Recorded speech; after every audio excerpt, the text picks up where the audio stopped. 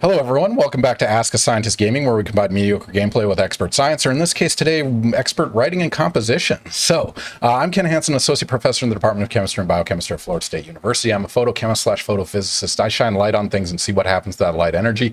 Hopefully do something useful with that light energy, like generate electricity, make and break bonds, make mechanical force, whatever it might be. But more importantly, joining me today is Dr. Michael Neal. Michael, if you wouldn't mind introducing yourself. Great, thanks for having me. I'm also a faculty member at Florida State University. I'm in the English department, as Ken said, and I'm an associate professor of English. I'm the outgoing director of the Rhetoric and Composition program. English is a large department at Florida State, and we have three sort of main programs. Ours is the smallest of them. Literature, media, and culture is very large and a powerful program. We have a wonderful creative writing program, and we have a small but really intimate and knowledgeable rhetoric and composition faculty. And so I've been there for I'm about to start my 19th year at Florida State. And so I'm excited to be here. I guess the other little thing about me is that I'm the incoming chief reader for the English language and composition exam for Advanced Placement College Board. So the only other thing, what do you typically teach? What's your go-to? So we developed a major called Editing, Writing, and Media a number of years ago, and I typically teach in that undergraduate program. So the class I'm teaching this summer is called Visual Rhetoric in a Digital World. It was a course that I got to develop a number of years ago. I teach editing and writing classes in that. I teach article and essay workshop. I teach our capstone course is called What is a Text? And we look at, text writ large, that what does it mean to be a visual text, an audio text, a written text, the combinations and so forth. And then I get to teach in the graduate program. Our Rhetoric and Composition program has about 8 to 10 faculty and about 30 students. I teach research methods, qualitative research methods, so I don't do quantitative work necessarily. I teach specialized courses in visual rhetoric for them. My favorite course is probably one developed by my colleague Kathleen Blake Yancey called Digital Revolution and Convergence Culture. So my interests and my background are in digital writing technologies, especially as they overlap with like educational assessments and other kinds of school-based testing and literacies. But now we transition to digital game technologies. So equally important, what game are we starting with? We're going to start with a classic from my childhood, Donkey Kong. Donkey Kong. Let's do it. So when Ken says mediocre gameplay, you'll be lucky if you see mediocre tonight. I would love to be mediocre by the end of the night. If I get to the top of this first screen, it'll be an accomplishment for me. We got 2.5 hours before NARC. That's right. Exactly. Commit. Exactly. I mean, what's nice about these games is it's pretty consistent. I mean, the pattern is usually the same. So give it enough tries. Yes. It's not too much randomness. Yes. But, we got a bunch of first-time chats. Superman216, welcome. Thank you for joining us. Ragsloth Brock. Thank you for the Amazon Prime subscription. That is money directly from Jeff Bezos into our pockets so we can drink and play video games. Thank you very much for the sub, Ragsloth. NASA Girl, welcome back. It's great to have you. Thank you for joining us. Contra, welcome back as well. Good evening. Yeah, standard internet units. We're burning those down tonight. We're not going to do tequila strawberry shots with Eugene DePrince because that was dumb. One of my colleagues from chemistry, we picked up this bottle of really crappy, 12% alcohol strawberries tequila. Oh, no. Oh, my God. It was terrible. But it's summer, right? Exactly. Oh, and you guys will be happy to know I picked up a new arcade joystick for this. Neal is playing it for the first time. I like it. It feels pretty solid. Yeah, it's great. In terms of a joystick, I really like. Yeah. Yes, I can't blame my play on the joystick at this point. No worries. But yeah, thank you all for joining us, especially our first-time viewers and chatters. We will every 2 weeks we have a guest on, and Michael is my first English professor, which is exciting. You've joined the team. What were your thoughts about Ask a Scientist Gaming? So I love the idea. I mean, I'm not regular on Twitch. My son and a lot of friends are on there. I love video games, talking about research, and I think drinking a little and playing some games and talking about things that we care about, what a treat. So thought I've spent a lot of nights doing less enjoyable things, playing video games and talking about stuff that we all care about. So I feel very privileged to be your first English faculty member on here. No, that's fun. And in terms of scientists, so you're not formally defined as scientists, but how do you feel about, I mean, in the framework of scientific method, a lot of the decisions we make, a lot of the, evidence-based practices, it is science, but not necessarily formalized. Sure. And I mean, I teach research methods. And so there is research that goes on in rhetoric and composition. It is, tends not to be experimental research, although there is some experimental methods. We tend to have more descriptive methodologies, and we do some social science work, like in things related to surveys and interviews. You got this. Yeah. All right. Too easy. We were worried about 2.5 hours later. You had it in like 3 minutes. Congratulations. Now we're on to the next level. Oh, this one has the... Oh, yeah, the pivots that I've got to run over here and get these. Yeah. Mm-hmm. Oh, yeah, the fire sprites. I don't remember their name. Oh, yeah. Yeah. But, some of my research will look at... issues around testing and technologies. And so a lot of it, again, if I'm working with students with different, like on dissertations and so forth, they may be doing some surveys, they may be doing some observations. How do people write? How do they use technologies to write? How do we navigate some of the... People are very interested in sort of the social dynamics of writing and literacy practices. And so there's a number of things that we do that, I would classify as research that maybe people in the sciences would look at and say, well, that's not really research. But what they're saying maybe is that it's not experimental research, or it's, that the kind of research I do might look a little bit different, but nonetheless, I think it is. I mean, but research. Even then, like the exams, analysis outcomes and stuff, that is the experiment, right? I mean, you have a testable hypothesis every time you go in with a rubric, right? Well, certainly, and even in my work with writing assessment, I certainly have learned to read statistics. I'm not a stats expert, but if I'm working with someone like the College Board, they will have people to help walk through what certain kinds of numbers mean, and we're looking for certain expectations, and we look for how questions perform and how students perform, and we look at the dynamics of maybe how people perform according to gender or race, or some of the demographics that we have there. So there are experimental studies that go on, and it gets the coolest name, right? Psychometric analysis. Yes. Like it's like borderline physics sexy nomenclature right there. Right. Although I'll say that I am not a psychometrician and tend to sometimes be at odds with some of the psychometricians that are out there. But at the same time, they're good, productive conversations. And let's see if I see the button.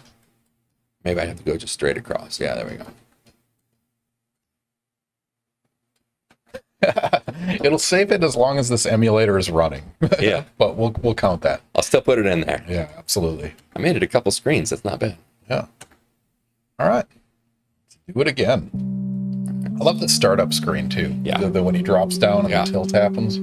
Well, one of the things that I always love about video games is the story element to it, even if I'm not really any good. Yeah. The idea that they had the story woven in, and that just appeals to me, So we'll be playing a lot of, I guess, story-based games. Even something simple like this, or PacMan, there's the rescue story, or the love story, or, the screen-to-screen, which is a lot of fun to follow the story. Well, I mean, especially modern gaming. Like, there are storyboards, there are narratives, there are directors. Yeah. They really... develop the stories. I think it was the early 2000s when video games surpassed movies in terms of income, and music, and so it became the main media source, and it's another storytelling mechanism. Yeah, it is, which is pretty awesome. All right, so before I open up the questions to the audience, the one we start with, and this is I love this question because the journey is so different for so many people, right? 7-year-old Michael was not anticipating playing, video games on Twitch while talking about his expertise in English and composition and writing. So the question is, what path brought you here? And we're particularly interested in those key moments when it's like, oh yeah, I really like this, or I should go this particular direction. So what was that journey from, we'll say 7-year-old, moving from Alexandria, actually? Yeah, Minnesota to Wisconsin at that stage. And so my mother was an English teacher. My dad was in banking, so we had very good public schools up north, and so I had the advantage of really strong teachers. I didn't know it, really appreciate it at the time, but I had a good, strong background there. I was not a great student. I wasn't really committed to the educational pursuits, and I had, there was no desire to go into education at that stage, or I suppose college was probably maybe not a given, but it was sort of expected in most of the communities that I was a part of. And I'd gone to college for a couple years, didn't really know what I wanted to study, but I had the opportunity to work in a writing center in my undergraduate days. And because my mother was an English teacher, because I grew up in Wisconsin, Minnesota, and my English was very standardized just from hearing, proper English for so long. English back then, I mean, it was almost exclusively literature. And I like to read, but I wouldn't consider myself, the most avid reader that's out there. But when I started working in the writing center, I realized that I could really help people, that I had something that I could provide, that I could give people that oftentimes they needed to make changes in their lives, productive changes in their lives. And so I was in school in Indiana, and I was working in a writing center, and I didn't really know what I wanted to do after graduation, except I started working in the writing center, and I started understanding more that there was this whole field called rhetoric and composition that a typical English major would have never heard of if I had never worked in a writing center. So right down the road from my undergraduate institution was Ball State University, and they had a rhetoric and composition program, and so I started attending that. It was a fairly low commitment, we're talking a 2-year, actually finished it in a 1.5-year commitment, but it gave me a taste of teaching. It gave me a taste of research. One of my faculty there did work in computers and writing, and so I learned all the sort of sub-disciplines that go along with rhetoric and composition, and realized how much I enjoyed it. Still not 100% sure what I wanted to do. I didn't ever really consider a faculty position growing up. That wasn't, teaching high school would have been a known job, but certainly being a college professor wasn't something that just sort of a normal middle class kid could do necessarily. And so, escape. Veteran. Oh no, move. no, and then I blow it once I had the escape route. That was beautiful, though. So anyway, I taught for 3 years at Tennessee State University in Nashville right after I'd gotten married. And that's a historically black college in Nashville. My family had moved to Franklin, Tennessee when I was in high school from Wisconsin. And so, early years of marriage, it gave me a taste of what that would look like. I didn't even know the name for it at the point, but I was a adjunct faculty member, teaching 5 classes a semester, and I loved it. I thought it was absolutely the best thing I'd ever done, and so I really fell in love with it. But I understood that I wanted to make this sort of more than a part-time sort of experiment. I was in my mid-20s at that point, and so I knew that if I were going to stay in the field, that I was going to need to get my PhD. So that led me up to the University of Louisville up in Kentucky, where I had fabulous faculty. I thought I was going to be studying digital technologies.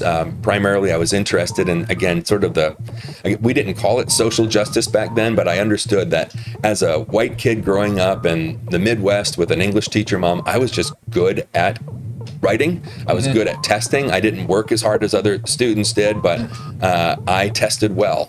But I also sort of knew the privilege of that. And so I was curious about that. And I knew that some people had access to computers and other people didn't. We didn't have a lot of money growing up, but we had enough to get an Apple IIe when I was in probably junior high at that point. Yeah. And so, all the things that sort of interested me converged. And then I took a course with my soon-to-be dissertation director, Brian Youat, and it was in writing assessment. And I hadn't thought about that as a place for for the same kinds of issues that I was thinking about with technologies, that some people were more privileged than others with that, except I realized very quickly that I had all kinds of educational access, not because I was necessarily smart, but because I did really well at tests. So I was curious about what different assessment models look like, and he brought me in on a couple big research projects early on. I was able to look at what was called the Kentucky Educational Reform Act portfolios. The state of Kentucky had been sued by the state because the education was not up to par, and they won that suit. And as part of the lawsuit, all high school. Oh, I couldn't get up. I couldn't get the up. So every high school student had to write portfolios, and so I learned about portfolio assessment at that point, which was very popular in the end of the 20th century. And I got to be a assistant editor of a really good journal in the field that my director was part of, and the other co-editor of that was Kathleen Blake Yancey, who turned out to be my other real great mentor of my career. And so I went to Clemson and worked there with Yancey, and I was going to be the composition director there, and I did for a short time. I trained for that, and but then Yancey took a job down here in Tallahassee, and our kids were young, and we thought, if there's ever a time to sort of take a risk and try something new, maybe this would be the time. And so that was almost 20 years ago now. Yeah.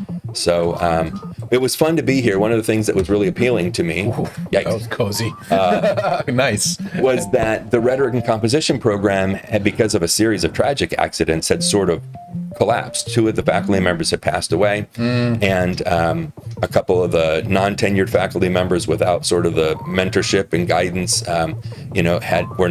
were no longer here at Florida State. So the opportunity was here to rebuild a program, and there was no major. There was a major in English literature. There was a major in creative writing, but there was nothing per se for rhetoric and composition folks. And so there was sort of the prospect of developing a new major in writing, and we could talk about what that was going to look like. And so the prospect of building something new and reestablishing something was very appealing to me. And so that's what we started a number of years ago, and we developed I can't say I was part of it. I wasn't anywhere near the brain trust of this project, but the EWM, Editing, Writing, and Media program, was established at that point, and honestly did not know you could jump over those guys. I didn't know either. And there were no side doors to get out of, so I was just going to try to go for it. Yeah. And yeah. And so one of the things that happens in writing studies, we teach a lot of what might be considered service level classes. And so I'm going to try a different strategy and go up to the top first and see if that is any better. So we teach, when I was at Clemson, I wouldn't teach majors. I would teach engineers, and I would teach the tech writing courses, or I would, teach the composition courses, the service-based courses. Yikes. And so when I got here and got to start to teach in the editing, writing, and media program, was the first time I really got to understand and teach major students who didn't just have to take a class because their engineering program or their business program told them to take it, or because the university required it. Composition is one of the few classes out there still that really almost every major, I think you have to have an associate of an AA degree in order to not take freshman composition or college composition here. Yeah. And so I love teaching those service classes, and I don't find service a negative connotation in the way that others do, that some do. But it has been fun to teach majors and to help build that editing, writing, and media program and see the amazing things that those graduates do. It's really, in many ways, sort of reinvented. There was a time that we had, I think, one of the largest English departments in the entire country. We had almost over 1,000 majors. Wow. Because it was such a popular major at a time. Yeah. And then, of course, we already have a really strong literature, media, and culture program. We have a strong creative writing program. So with all three of us combined, we really had a huge, almost unsustainable, department, because with the number of faculty and grad students that we had. Yeah, that's a heck of a journey. So I'll start with an easy question after that. You've lived in several states: Minnesota, Wisconsin, South Carolina, Tennessee, Florida. What's your favorite state of them? Well, I'll tell you. my heart is always in Wisconsin. That's where my formative years were. Yeah. So I love Minnesota. I grew up, but I moved when I was 7. And so my brother is a big Minnesota fan for everything, whether it's the Vikings or whatever. But I'm Packers, I'm Brewers, I'm all the way about Wisconsin. Yeah. And and I love it. The climate is great there now. I delivered papers in Wisconsin when I was starting at 12 years old. That was my first job. I subbed for my brother before that. So I was 10, I think, when I actually started delivering papers. And I always thought to myself, I'm going to move someplace warm. I never thought Florida, but I mean, this is about as warm as you can get. But I've enjoyed every place I've been because I like the people, every place that I've been. And every city has grown on me. When I first visited Louisville, I thought, this is really not much of a city. It's sort of a burnt out old industrial city, but it is such a charming place to be. And the longer I was in Louisville, the more I enjoyed it. And again, it's the people there. Every place has interesting things. So in Kentucky, it would have been, we had the Kentucky Derby right there. Now I never went to that, but we had Churchill Downs and some of the other things that were available. And so I've like some of my best friends are still in Clemson. Every year I travel there or they travel here for the football game. Oh, nice. And so we get together for that. And so I always love going back to Clemson. I have very, very positive, yikes. Oof. Am I going to get there? It's getting there. Yes. So I have very positive memories of Clemson. 2 levels down. The longest I've ever been any place by far is Tallahassee. And it really is home. I have 3 kids, wife. We've raised our family here. Yeah, you got some Florida kids. Got some Florida kids. And who would have thought a Wisconsin kid or a Minnesota kid growing up, whatever, live in Florida and be a Florida State guy. Of course, when you're not at Florida State, because of how powerful the football teams are and everything, everyone sort of, Florida State is your big rival. Yeah. So I moved in the Bowden battle years where Tommy was against Bobby and it took me a couple years to get used to being on the garnet and gold side of things, but I still root for Clemson in every game except the one where they play against us. So, then my youngest is the other way, where he roots for Florida State every single game except against Clemson because he was born in Clemson. So I figure it's his birthright. Yeah. Oh, that makes sense. He's born into it. But Wisconsin is the thing that I have the fondest memories of. It's a gorgeous place. I didn't go back for years and years and years, and I went back and visited recently, and I just fell in love with it again. And I feel very privileged. Neenah, Wisconsin is a small working class town. It's 22,000 people. A foundry there. If you see the manhole covers around the country and even world, sometimes you'll see made in Neenah, Wisconsin. Tissue factory, and so it's just a very hard working middle class community. Yeah, no, I'll concur on that. Minnesota has a place in my heart. Like I born and raised there until I was 22 years old. Oh wow, yeah. And so you really were there. Oh yeah. I was born in North St. Paul. Well, early years in North St. Paul, and then went up to Foley, Minnesota. Which is middle of nowhere, 1,600 people town. Went to undergrad at St. Cloud State. And went to grad school at University of Southern California in downtown LA. Wow, that's a change. So, exactly. That was a hell of a transition. Good for you. It's one of those like you don't appreciate like Minnesota, like you said, highly educated, right? Yes. It's a reading. The parks there were amazing. Yeah. Very all the outdoors. Very progressive, especially now. Like Minnesota and Wisconsin diverged quite a bit the last decade or so, but like they have. I definitely miss. I don't miss the snow though. It's just a huge pain in the ass. No, the bitter cold and the snow in April. But my Tennessee friends couldn't believe that we would drive out onto the lakes and the lakes would freeze so hard that you could put a car out there and do all these things. Sit in an ice house and fish for fun. Yes. Like a lunatic. Catch the tiny little perch that aren't even as big as your bait. But that was not the goal of ice fishing ever. No, exactly. I like it. All right, Burke, welcome to the stream. Thank you, first time chat. Thank you for joining us. If you're not following us, click the follow button, get notifications about future streams. But question is, welcome, Dr. Neal. Don't you teach the Good Life course? What is the Good Life course? So Burke is a friend of mine that I walk with regularly here in town, and he knows that this last year there was a mistake made and I wasn't given my EWM course by with whatever mistake in the registration or what have you. So I didn't have an undergraduate class to teach. So for the first time in my career, I was told, if you could develop any course you wanted to teach, what course is it that you would do? And I chose a class, that I titled, I didn't call it The Good Life because that's what University of Florida has, but my daughter went to the University of Florida, just graduated. She's an accounting major there.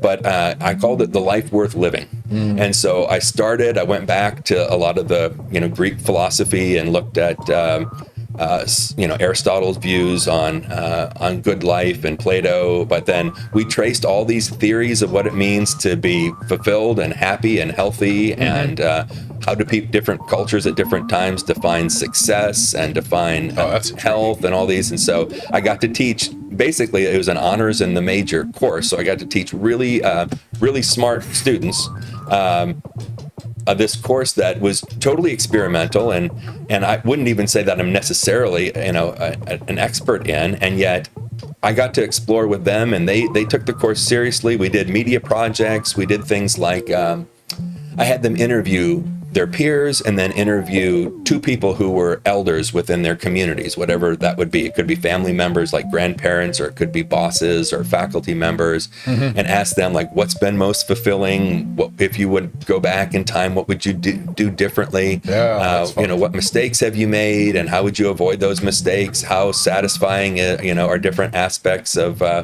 life? And so I had this really great opportunity last year, and they did big media projects throughout the course that they combined in the end into these pretty massive and impressive final projects where they had to reflect on. The first projects were like, what do other people say about this? What is, what do the Greeks say, or what do they, a lot of the Scandinavian countries especially have really high quality of life, and they talk about community happiness. They talk about what health looks like, and they're not workaholics and different kinds of things. But in the end, they had to position their own. I had them write a sort of a life statement philosophy about what their belief was in terms of what would be satisfying and what their goals were in life. And so the students did a fabulous job.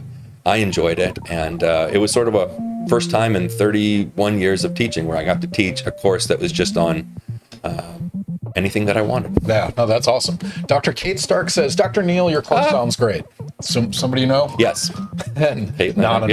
So Kate, you could have done an anonymous name. It's that anything you want to Dr. Neal, but that's right. That's committed to it. So welcome to the chat. Yeah. Welcome to the stream. If anyone's on the chat for stream for the first time, click the follow button. One, it helps with our numbers. Two, you get some internet points that we'll be able to spend on predictions. And you'll also get notifications about future guests who typically aren't English professors, but tonight we have our first English professor. So Michael, thank you for joining me. Caitlin's a PhD student who is working in industry now. Nice. So she has a great skill set in professional writing, and so I've had friends who have seen her recently, but it's been a couple years since I've seen Caitlin, so I'm glad to That's awesome, see her out there. Thank you for joining us. It's Wednesday night, hanging out, drinking, playing a little bit of video games. It's the first time you've played this in how long? It's been a long time. I was at a conference recently, and we went to a place, I think it was called 16-bit. We were in Cincinnati doing our AP scoring this summer, and it was a video arcade that any of the old arcade games were free. Oh, that's fun. And so I think they might have had Donkey Kong, and I might have played it once or twice, but they had more contemporary pinball games and so forth, and those cost $1 per play. But being the cheapie that I am, I opted to play a lot of the free ones, and so maybe I played it back. I didn't play Frogger or PacMan, but I might have played Donkey Kong. Are you familiar with what is it called? It's like Flippin' Great Pinball in Railroad Square Park. Yes. They have the same deal. You can I love it. It's an hourly rate sort of deal, and so I like that because I've never been good. And I went to arcades growing up, but I didn't frequent them in part because I wasn't very good at these things. And when you deliver papers, I was making a couple cents per paper. Yeah. So 25 cents, and if you only have a life, how many quarters have I burned through already? Oh my God. It's a lot. And so I watched people play video games, but I didn't play a ton of video games myself just because it was not cost effective. Yeah. So to be able to go to Flippin' Arcade pinball is perfect because you pay a flat rate, and then those pinball machines, they seem a little bit every once in a while, it just goes straight down the middle. It's not even your fault. Yeah. Physics just screws you on set sometimes. Exactly. Well, somebody will go back to the YouTube video and figure out how much money you're wasting on Yes, video games tonight. please. Let's see, and that's 25 cents back in the day. Let's do inflation and find out what the true number is. That's right. That's probably it. At least $1 per play these days, right? Man, that is great. Professor Correa, thank you for the follow. Savannah Lynn, thank you for the follow. Thank you for joining us. 7 follows recently. All right. Professor Correa says, Michael, what's your favorite 80s bar? So Alfonso is one of my buddies from the AP reading, and whatever city that we're in, we try to find an 80s bar. So I think our Tampa bar was my favorite of the 80s. Now, they were under construction the last year we were in Tampa, and it wasn't quite as good, but... Wait, what defines them as 80 bars? This is music? They define themselves that way. So it's like the Gen X something, and so on the walls, it's all I was into the hair metal, all that kind of stuff with Bon Jovi and... all that stuff. So we have lots of good pictures. And then they have fun drinks. Like they might have the Purple Haze was one of the drinks that I would have. And I don't drink frou-frou drinks because I don't like a lot of sweet stuff. Yeah, the sugar. But when I'm at the 80s bar, I definitely allow myself to have some of the fun things. We found a Star Wars bar in Cincinnati this last time. Oh, that's fun. We work so hard during the day that we give ourselves the opportunity to do something. You don't have to justify any of that to me. Even if you didn't work hard. Hit up the bars. Yes. So I love barcades. Those are one of my favorites. Classic gaming and Yes. Yeah. So we had the Scruffy Nerf Herder or something was one of the drink that we were having at the Star Wars bar in Cincinnati. So Burke, thank you for the follow. Thank you for joining us. Cheers. 1961, is that a birth year? Must be for Burke. Yeah. For Burke, yep. So cheers. I'm a 70 guy. Yeah, I'm a 1970 guy, so I pretend I'm young. Yes. You're middle Gen X. Yeah. He's my exercise partner here, and we have good conversations as we walk the dog and walk through the parks here. So Burke, 1961. Known Michael for 18 years. He looks younger today than when I first met him. How much weight has he lost? You don't have to answer that. I'm not going to answer that. A little too personal. No, but I've been on a plan. I'm in my midlife stage where I have to do something, and if I'm going to think about quality of life, and so making some changes to try to be healthier. Is he a runner then? No, I would love to run again. I was always semi-athletic. I was never good at anything per se, but I played every sport, and I was not a runner. But this weekend, it was maybe the third or fourth time that I've played pickleball with some guys in town. So I'm not disciplined enough just to jog because I like the game. So I like to play basketball. I like to play tennis. I like to play the different sports. But my friends are all soccer players. I was never a distance runner. I could not keep up with all that distance running. Maybe someday I could get back to jogging a little bit and set a goal to try to run a 5K or something like that. But it's even when I was in my best shape, that was not my forte. No, it's not for everyone. There's a special person that really likes running. Yeah. Really, if that's there's motivation to run the race and do those things, but that's not. I like fun. I like games. I agree. All right, so we're a half hour in. Okay. Keep playing this. Do you want to try something else? Also, we should throw a prediction up at some point. Okay. Yes. I'll play one more game of this, and then maybe we can switch over to PacMan or something. Yeah, that sounds good.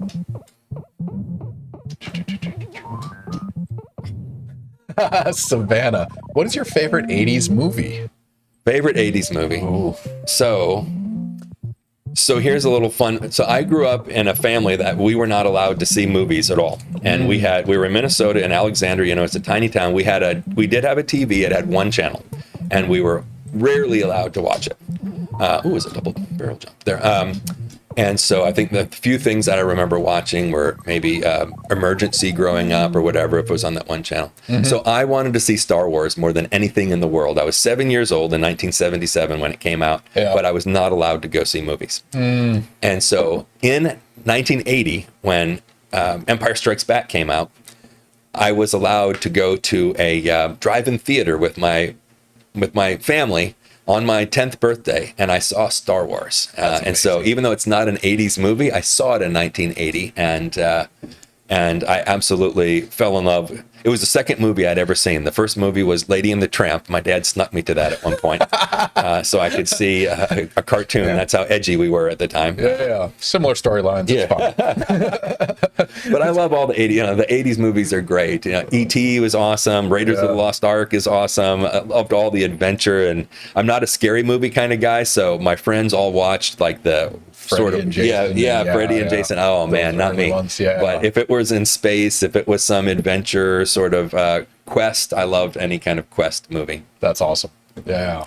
I'll follow up with my answer. My favorite 80s movie is Real Genius. Oh, you know with this? Yeah. Science movie. It's also my favorite, like, science. It does photochemistry well. Okay, good. That's my answer for that question. Good. All right, what do you want to switch to? Let's play PacMan for a little bit. PacMan. All right. We'll back out. I'm not going to let you guys see our emulators here, but we'll do PacMan. It's an amazing setup, by the way, that he has here. I'm so in awe of the screens and the different joysticks and all this. Yeah. So they have, what is the thing they do downtown with the science in the fall? I can't remember what it's called. Yeah, the Mag Lab? The collision. No, they have one that's at the Challenger Center. Okay. So I'm going to transplant this entire thing on October 9th and do a stream live from the planetarium. Oh, that is excellent. Which is ridiculous. That is great. I have to plug in like 35 USB cords. It's going to be great. All right. Are you ready for this? Yeah, we'll see how I do here. I'm going to give you a bunch of credits. Yeah, no one's accused me of being good at these things. You guys hear the sound effect? This is classic Pac-Man. Yes. Torn inside out when he dies. All right, there we go. All right. Oh, catching up on a few questions. Ragsloth Brock wants to know, did you letter in anything in high school? Okay, so that's my son, who knows absolutely I did not letter in anything. And he's talking shit. My sister, who is the least athletic person in our family, did letter by joining the track team because a friend of hers kind of signed her up for it at one point. Yeah. Not only did she letter, she also won first place in intramural sports in college as an offensive lineman. She's a tiny woman. She was an offensive lineman on her flag football team. And my brother and I played every single intramural sport you could possibly play in order just to try to make the finals or to win something, which of course we didn't, but my sister did. So so this is him taunting me that I am not an accomplished athlete as much as I had tried out there. Yes. Man. What's that? Ragsloth, you could have used an anonymous profile name. Right. You could have just torn to shreds throughout the evening. Now we know it's you. Contra, what is lettering? That is a good question if you're not familiar with it. Lettering is like an achievement in sports. Typically, you reach a certain status, whatever that metric might be. Yes. Like all conference or champion something or other. Yeah, you have to play a certain number of quarters or achievements in a varsity sport. Yeah. And it goes back to the, we'll talk 1980s movie Bad Guy, like the letter jacket. Sure, right? Exactly. The jacket with the big letter on front. You get pins to put on it. If or you Back to the Future with the leather sleeves and then so the letter is usually the letter of your high school. Team. So I always wanted a letter. I never did. And then and your son holds it against you. Yes. Well, if you could letter in Donkey Kong, you would have earned it today. I would not have. No, I didn't. I'm not on the varsity team here. Yes. Solid yes. It seems like it's coming back. Okay, thanks. Also, Real Genius was the bomb. Always check your optics. Absolutely. It is a spectacular movie. I'd recommend it. If you guys haven't seen Real Genius, I really like this. That one. All right, Misadventures, welcome back to the stream. Thank you for joining us, as always. Joining us for English Professor Michael Neal. The question is, we've seen how technology changes language. What impact do you think large language models will have? So that is the big question right now. It will. So I'll start by saying this. I'm not afraid of AI. I absolutely believe that it will be the most important technological shift in my generation. So up until this point, I would have said word processing was the most important technological development. It fundamentally changed how we could teach process, what revision and editing would look like. I think large language models and generative AI when it comes to writing will absolutely fundamentally change things. So one of the faculty members at Florida State has given me some direction. I'm calling this disruptive technologies, and not disruptive in a negative sense, but disruptive in that they have the potential to really fundamentally change relationships between parties and people and so forth. How it will change, some of my work in writing technology looks at sort of the optimism and the pessimism that usually gets launched, whenever a new technology, writing technology or otherwise, comes out. And I try to have an even keel when it comes to these things. I don't want to be the Luddite who is, longing for the days of the pencil and the typewriter. Although I think there's good things about pencils and typewriters. I would have gone with quill. Or the quill. Quill and yes, candlelight, exactly, right? exactly. But I'm also not the earliest adopter. I've got friends and colleagues who every new technology, they're the first one out there, getting on it and what have you. So, but that's such a hit or miss. It really is. Right? And like, if you're really great, and that's track, it's gonna take off. Exactly. Yes. And so I'm trying to be both tempered about this, but also I think we need to see in my classes. I'm encouraging. I have my own AI policy in class, and I'm not prohibiting it necessarily. I think a lot of English faculty have just gotten to the point where don't use it. It's cheating. It's akin to plagiarism. I don't think it.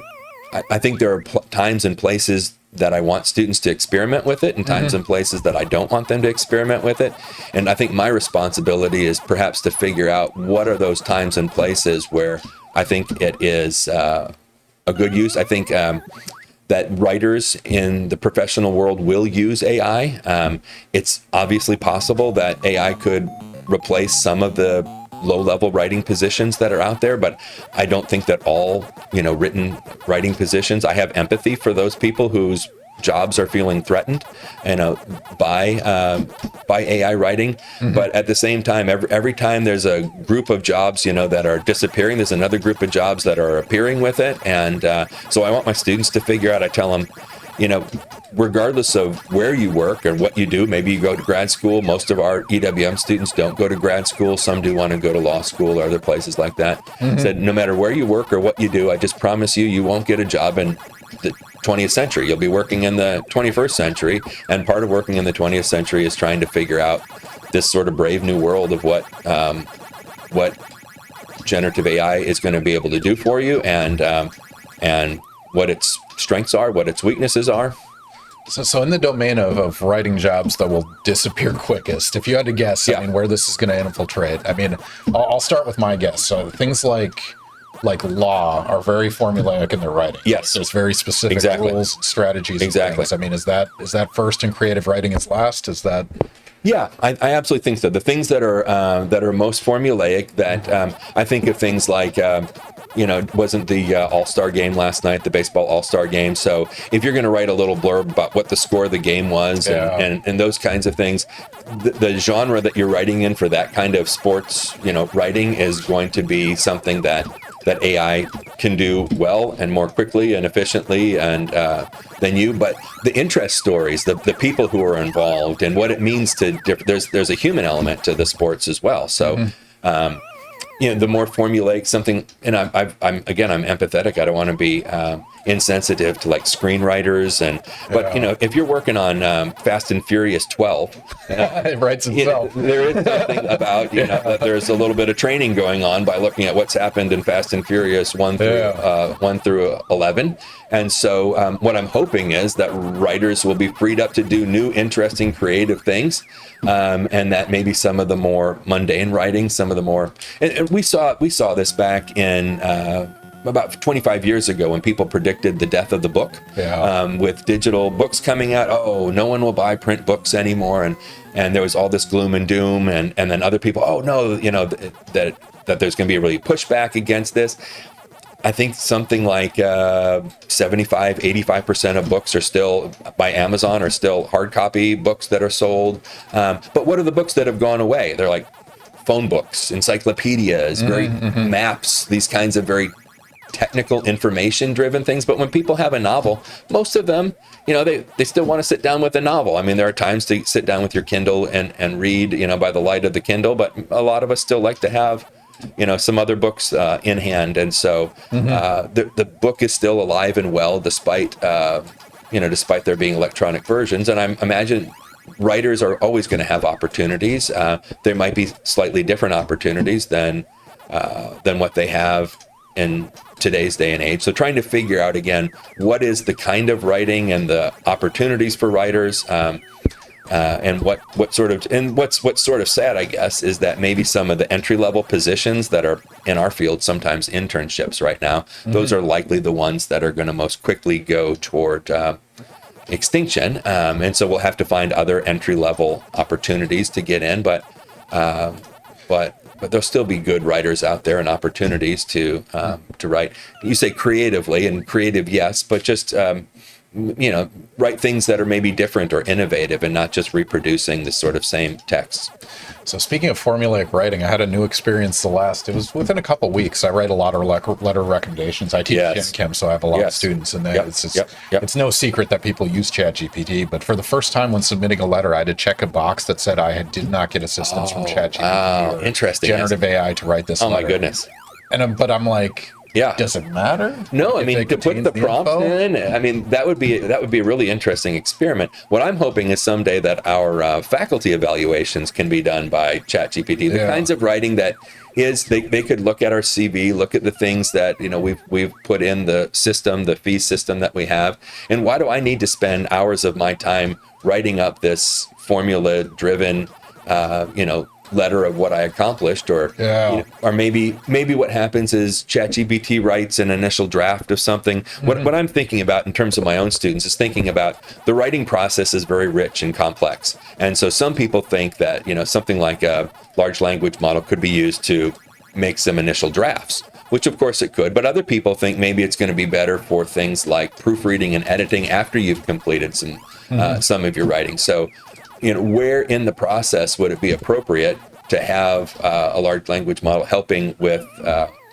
Well, one of the tools I really like is the tonal shift that it can do. Like, write this angry, write this gentle. Yes. There was I saw somebody implementing this new, it was a strategy for like call center people, right? Like if somebody calls into a call center, they're going to be angry and they're going to shit on you. And this real-time AI basically translated it to a softer dialogue. So you're like, hate your life for this. But you can still communicate the fundamental facts of it, the information you need, but do it in a tone that's not as abrasive. Right. I was like, that is brilliant. And so part of that is learning about, prompt development and so forth, and prompt engineering. Like, maybe a little too buzzwordy, but that's a skill. It's just like Google searching. Yes. Right. When you have the and, or, and not, and the Boolean operators. And, So if it doesn't give you what you want initially, how do I describe to a machine that, that I want something? I had a chance to talk to a group of people in the College of Arts and Sciences, alumni, donors, and so forth. And I wrote an introduction, but then I had ChatGPT write an introduction for me, and then I had it do a variation, and it was on AI. And the first one, I just said, write an introduction about what ChatGPT is. And then the second time I went through and I said, well, now think of me as a skeptical English faculty member. And what would I say about it? And it changed the tone and the content and so forth. That's awesome. But what I wanted to do is I wanted to trace back to Plato and his skepticism of writing and rhetoric and thinking about trickery and so forth. And so no ChatGPT or program like it was going to be able to do something like that because it replicates, the most common sort of responses to things. And so I showed him sort of these three models side by side and talked about how writing the prompt might change things, but also sort of what I wanted to accomplish with the text versus what ChatGPT thought based on, the models that it had. And obviously I was asking a lot of questions that were just pretty standard for it that it's seen a lot of, but I'm even having my VisRet students this summer experiment with, so they have to both find images for topics that they're putting together, but then they also take their own images. But now I'm having them also have computer-generated images. Well, that's fun. And so they're reflecting on those things and saying, okay, what did the computer think when you gave it the prompt to, the example I gave in class was something like, what might be happening at the U.S.-Mexican border. And so it's going to look through its repository, and DALL-E gives you about 5 free images, the first time that you use it, and you don't even have to pay the $7 to get the program. But each of the students chose a different topic that had visual representations that, might show different aspects of a controversial sort of subject within culture. And then they would have Dolly or some other program that was generating the images for them. So I think we have to start to experiment with it, play with it, talk about what it's good at and what it's not good at, what parts of the process that we want to open up to automation, and what parts of the process really undermine things. It's not unlike, my wife has been, she's just changed recently, but she's been a math teacher, middle school math teacher for over 2 decades. Same kinds of conversations about like calculators. Where in the developmental process are her students? Yeah. When is it important for them to be able to show that they know the long division? When is showing that long division no longer really necessary and they can use the calculator? Yeah. And so it's more complicated when it comes to large language models and ChatGPT and other.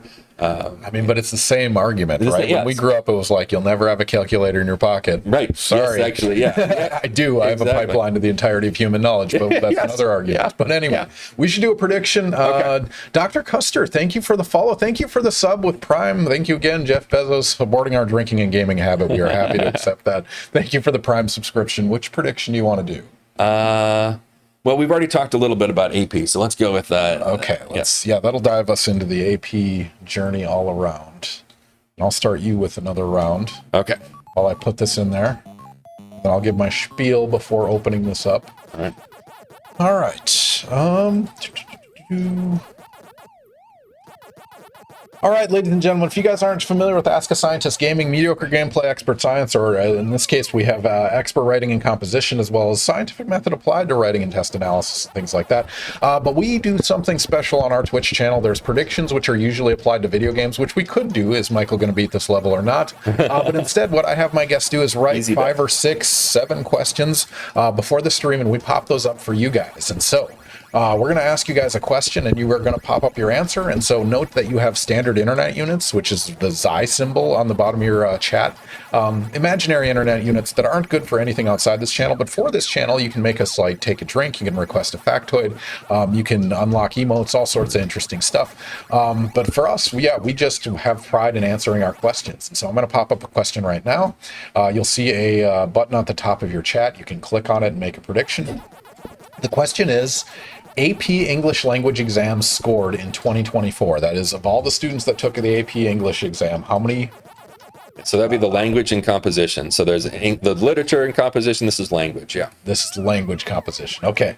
Was it more than 2 million or less than 2 million? Hint, it wasn't exactly 2 million. Greater than or equal to. But yeah, the question is, how many AP English exams, language exams scored in 2024? This is across the entire United States. Across the world. So AP is offered. It's all in English, but there are people who take our overseas exam as well. Wow, I did not know that was an overseas thing. So the question is, greater than 2 million or less than 2 million? 2 million's a pretty big number, but the world is also pretty big. So it's an interesting question. Note, you guys are on Ask a Scientist Gaming Honor Policy. You can't Google the answer. You can't ChatGPT the answer. Answer however you feel. Click that predict button. Gamble as many standard internet units you want. This is mostly for pride, but also make us drink, make us request a factoid, whatever it might be. Thank you for joining us. But yeah, click on that predict button and do your prediction accordingly. If you're not following us, click the follow button. That'll give you 300 additional standard internet units that you can spend as you wish. But it also helps with our visibility and our numbers, so we are happy to watch our numbers go up. So yeah, you guys have about 30 seconds left. How many AP English language exams were scored in 2024 across the world? Is it greater than 2 million or less than 2 million? So again, for clarification, this would be essays that are scored, responses that are scored. Essay responses. Yes. Okay. Yeah. Oof. Somebody swung big the opposite way. I love you can see the real-time statistics on yes. people and how much they bet and which direction they go. Nice. So, nice. Yeah. All right, about 10 seconds left. Yeah, there's the distribution. Most people said greater than 2 million, but did not bet a lot of internet units. Less than 2 million was pretty confident in this one. So, Michael, what is the answer? It's actually slightly fewer. So we had over 1 million students take AP English language and composition. They write 3 essays for it. And so 600,000 students took the exam this year. So we had 1.8 million essays that we scored early in June, I guess is when we were together. About A third of us were on site in Cincinnati, and about 2/3 of us were scoring from home. So if you had to guess the number of, maybe you know this number, the number of high school students in America, well, what would that number be? That's a great question. I don't know that off the top of my head. I mean, it's got to be, what, 20, 30 million, something like that? So only a fraction of those actually take the AP exam? Sure. Yeah. So, I mean, I know over 1 million. Most people in America, I think English language is oftentimes taken in the junior year, although sometimes it's as early as a sophomore and as late as the senior year. But I think the majority of students take it their junior year when they're also taking AP US history and some other courses. And so I do think that between English language and history, those are the two most taken AP courses.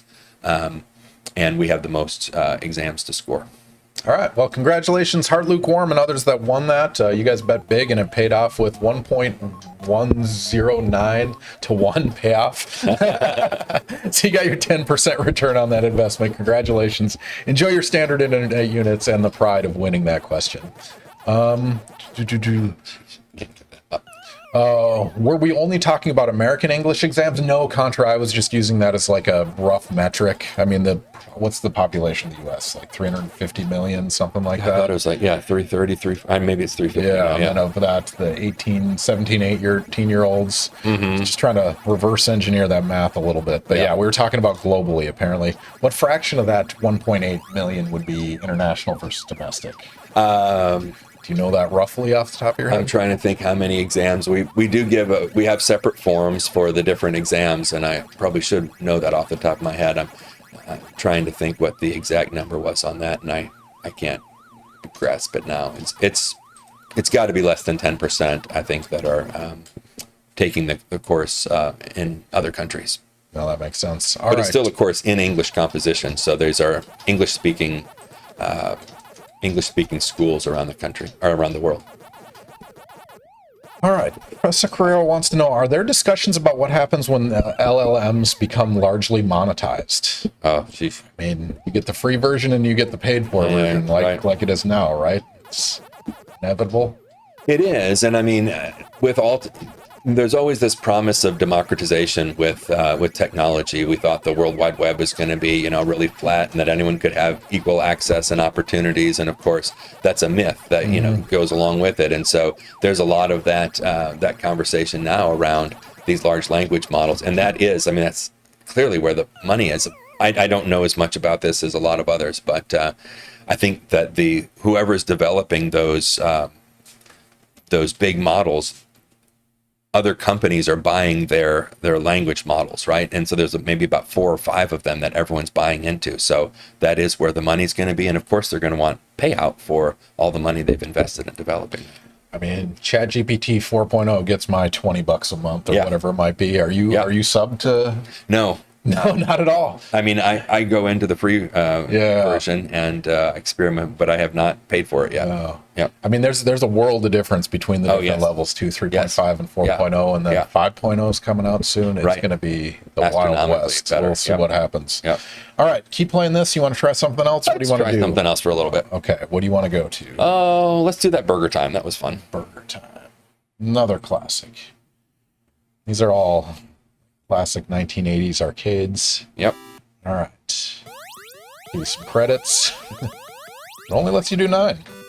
Only 9 quarters.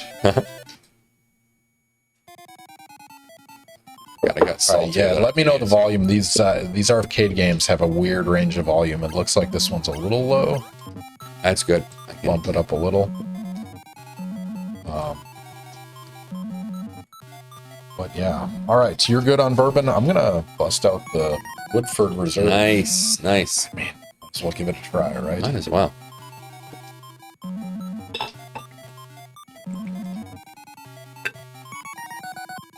I have the advantage if I don't have to drive home tonight. Yeah. Yes. What I would love is to make enough money with the stream to get Uber rides for all my guests. Yes. You get hammered on a Wednesday night. Do you teach tomorrow? I taught today. Okay. And so I have an early morning meeting tomorrow, but outside of that, that's only colleagues, right? Man. All right. Speaking of which, what are we drinking tonight? So Fresca is my soft drink of choice. and I don't remember when I first started drinking Fresca, but I've enjoyed it a lot in the last couple years. And being a University of Louisville graduate, I had to go with bourbon for my other drink of choice. And so we started off with a little Bullet bourbon, and you got some Woodford for us as well. So I'm quite excited about it. Dr. Custer, useless fun fact. I live 10 minutes away from the actual Woodford Reserve Distillery. Nice. So cheers, Dr. Custer. Hopefully you have a drink in hand. Yes. Wow. So you've done the tour then, presumably. Nerdwino, welcome to the stream. Nerdwino, a fellow streamer, a science education related streamer. You should check out the stream. Nerdwino. Give you a quick shout out on that one. I don't have automated shout outs, Numerido, but there you go. Check out Nerdwino. You can learn a whole bunch about a bunch of different things. Sorry, there's the link right now. NASA technologist and astronomer is the former title there. But yeah, welcome back to the stream. Thank you for joining us. Today we're joined by our first English professor. So talking about AI and technology and composition and writing and a whole bunch of things. AP exams. So if you guys have any questions, throw them in chat while Michael plays Burger Time for the first time in 30 years. Yeah. This is a long time for this one. Yeah. I wouldn't have remembered this if you hadn't sent me a site that had some of the 80s games, but I remember this fondly. Dr. Custer, not yet. Having a baby makes going on a fun booze tour much more challenging. Yeah. I agree. Just wait till they're like 4 years old. Yeah. Then it starts to, then you start to get some freedom. Man, Woodford Reserve. I like that. Got some smoke, smooth. But not too smoky. Yeah. I've not done the real bourbon tours of Kentucky, but they have an urban bourbon trail if you're in Louisville, the city, and you just walk around to some of the different local establishments. And I would always just go there, and I'm not a big, I don't do a lot of this, and so I would just ask whatever the bartender, like, what's your favorite? That's something that's the best sort way to of doesn't have to be fancy, high end, anything, just something fun. And so it's a good way to learn, and then they can show off their expertise. And so it's Nerdwino, I have a picture of a roughly 2-year-old mini nerd in a stroller at a winery. People definitely gave us some looks. I mean, as long as you're not putting it in their bottle, like, what's the problem? We can be responsible adults. Anyway, I don't know why Ken is on these scoreboards. I promise you, I did not put my name on here. Yes. Manipulated. I don't know. I forgot that I had limited peppers, so I need to keep a hold of my peppers. Oh no, get it. I had to waste one there. All right, so let's dive in. If you guys have any questions, throw them in at any time. Michael's happy to talk about composition and writing, generative AI, large language models, whatever it might be. If you guys have questions, AP English exams for those of you that took. When did AP English exams really start to take over? I mean, we had AP when I was in high school in the 80s, but it seemed more exceptional than the rule. I mean, certainly we have a more accessibility focus these days, making it available to more students, who want to have that opportunity. And so I didn't take a lot of AP exams, but I remember being in AP US History and some other courses back in the day. Yeah, I know I had an AP English, or at least a college credit English. I don't know what is that that's the crossover college credit AP, the same thing? Yeah, I mean, there are different ways to get college credit because you have the dual enrollment, you have the International Baccalaureate, you have AP. The thing about AP that it's both, its strength and weaknesses that you actually have to pass an exam. Whereas if you get, the dual enrollment, there's very little sort of accountability. But the AP is definitely taught by a high school teacher? Yes, and so it's taught by high school teachers, amazing teachers. That's really one of the reasons that I've stayed with it as long as I have, because I've done a lot of composition directing and working with, the college level writing, and it's been great to meet some of the just best English teachers you could possibly imagine. Yeah. And so This game is ruthless. In fact, all these games are. It's like you get to beat level 1, and then we're eating your quarters. Yes. Oh, yeah. Oh, my God. And I've forgotten, how slow I move and all these things, so it's just fun to see it. Oh, man. Professor Carrera said late 90s, early 2000s when it's really started to take off. Okay. That seems like a reasonable timeline. Yeah. No, that's pretty fun. Alfonso is the assistant chief reader, has been the assistant chief reader for a long time under the exam, so he knows, and he teaches it year in and year out. He's, again, one of those just excellent teachers who knows so much about both the exam and student performance on it. I mean, so related to that, I've done a lot of test analysis work, but it's always multiple choice, and there's like numerical answers and stuff like that, and there are right or wrong answers. But I mean, with language analysis, you have a certain amount of subjectivity, and so you have a rubric. Like, how do you standardize that across 1.8 million? Yeah. I mean, so we have about a little under 3,000 people who are reading, and that's part of my job these coming years is to give a fair score. And so on the one hand, I don't really apologize for the subjectivity of writing. There's, it is what it is in that regard. But we have we have fairly clear guidelines. We went from a 9-point rubric that was fairly open-ended, holistic scoring to something that is more analytic. So we have 6 score points now, and it's broken down into 3 different rows, and it's very technical, but it's also very identifiable. So it's the parts of writing, like, is there a thesis sentence? Is there a main argument? Is there a focus there? The second row has to do with claims and evidence and support, and so students can get a 0 through 4 on that row. And then there's a sort of a third row that has a few more areas, but we call it the sophistication point. Like, do they have a good sense of the context or of the rhetorical situation, or do they have a particular way with language that is there's stylistically particularly strong. So when you have 6 score points, and we have 3 different pieces of writing that they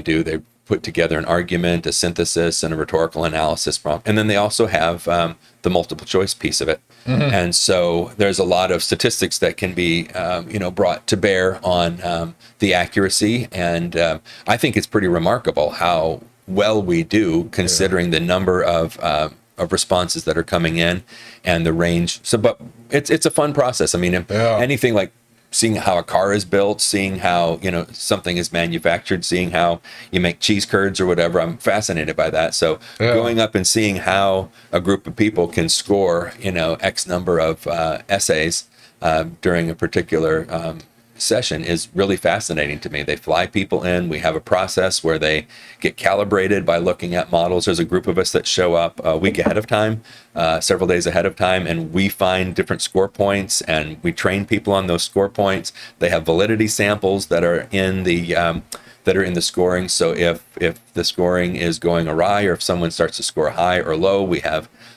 table leaders and question leaders who will help sort of recalibrate people to make sure that they're getting the right scores. So there's a lot of checks and balances to make sure that people are getting a fair score. I mean, with a data set that big, there's got to be self-corrections, right? Yes. The individuals. That's pretty incredible. Is there a correlation between the multiple choice portion and the written portion, generally? I would imagine so. I mean, we even look at, if any of the questions aren't accurate or fair, we can take those out. We do a lot of pre-testing ahead of time, but we'll see how they have scored.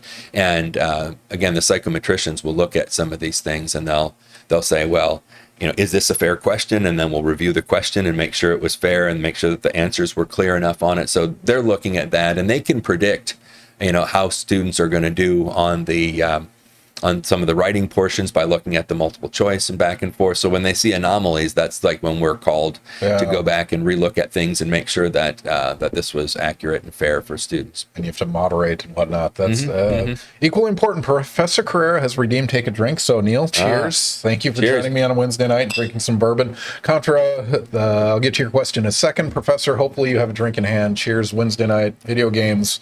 Playing a little burger time while talking a whole bunch of different topics, actually. Yeah. All right. Keep going. Let's ready? Play. Yeah. All right. So cheers to that again. Thank you, Professor, for making us take a drink. We are happy to do so. Hanging out, relaxing on a night. Cheers to all. Hopefully you guys have drinks in hands. All right. Correlations between multiple choice and writing used to be at the reading. So it used to be part of the discussion, apparently.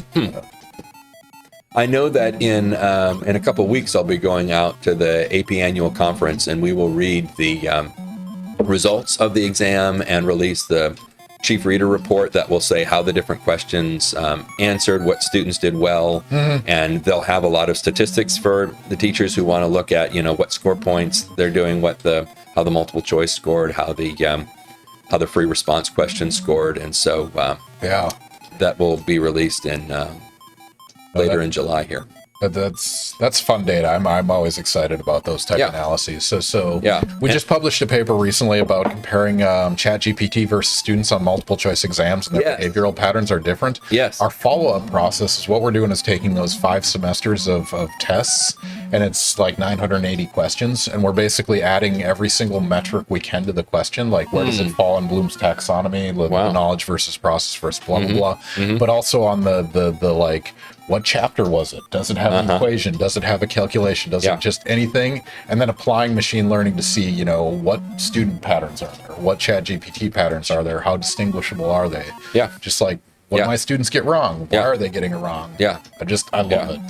And I got into the whole AP thing because I was on the development committee. So we were writing the questions, and it was fascinating to me to see which questions performed well and which questions didn't. And, some of the questions that I thought were going to be our best, turned out to be excellent. And others were, isn't it? I can't believe that they struggle with it or something. And so I've learned a lot over the years just by, learning which questions perform well, and it also teaches us where we're teaching well, and it helps me as a college composition person to understand better what the background of the students are who are coming into our classes, and what they already have learned and do really well, and how we can take what they've learned in that environment. One of my pet peeves for faculty is when they say, okay, forget everything that you learned back in high school, or, because I have something different for you. And I understand what they want to do is, teach students that they have something more to learn, that there's still growth, that can happen. So pretentious. But it is pretentious. And so to know what they've done, and I mean, the teaching that happens in these AP language classes, I mean, it's really amazing. I actually think that we might be able to challenge our students in college writing even more than we do, knowing what the students are capable of, and especially when they have good instruction over a sort of the advantage that the high school teachers have oftentimes is they have a longer period of time and more contact hours with them. So to see, the really interesting teaching strategies and what teachers are able to do sort of motivates me to want to be better. I don't know why I keep on forgetting my peppers. I mean, that was the whole reason I dove into this psychometric analysis stuff, because it became so infuriating that my intuition tells me this is a question. But like in the sciences, if you write O2 versus oxygen, it changes the outcome by 10%. It's like, that's not actual knowledge. Or you change the answer order of multiple choice. Like, what are we assessing and how are we measuring it? And it's fascinating. Anyone that hasn't looked into this, it's an amazing topical area.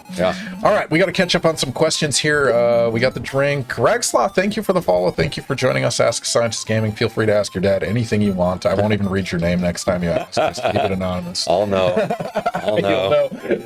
It'll be something he's going to stump me. Did you letter in high school? Yes. Looking forward to humiliating his dad. That's the perfect thing. I love it. All right. That's a healthy relationship. We're fine. All right. Contra Acrostics. Of the stuff that really excited you to read, Dr. Neal, what are a few recommendations would you give? So I'll ask this broader. Like, you casually read outside of formal job reading? Yeah, so I wish I did more. I read so much that I oftentimes, I have sort of favorites. My Clemson buddies and I read a lot of Bernard Cornwell books, who I think he's famous. What is it called on the...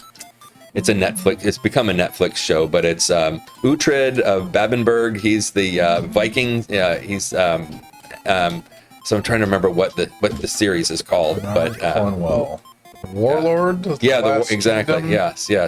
The Last Kingdom is what it was called on Netflix. And so I love the historical fiction. I like battle scenes and those kinds of things. So broadly, fiction, nonfiction. What's your? I mean, I read casual? mostly. I mostly read nonfiction because I'm Your job. Yeah, my job. And, and But casual reading. What do you rather do? yeah, I like them both. I mean, for years I read every single night to the kids, and it was almost always fantasy books. So I love the Lord of the Rings series. I love Narnia series. We would read all the Harry Potter books time and time again. And so, I like to escape with my reading. And, Star Wars.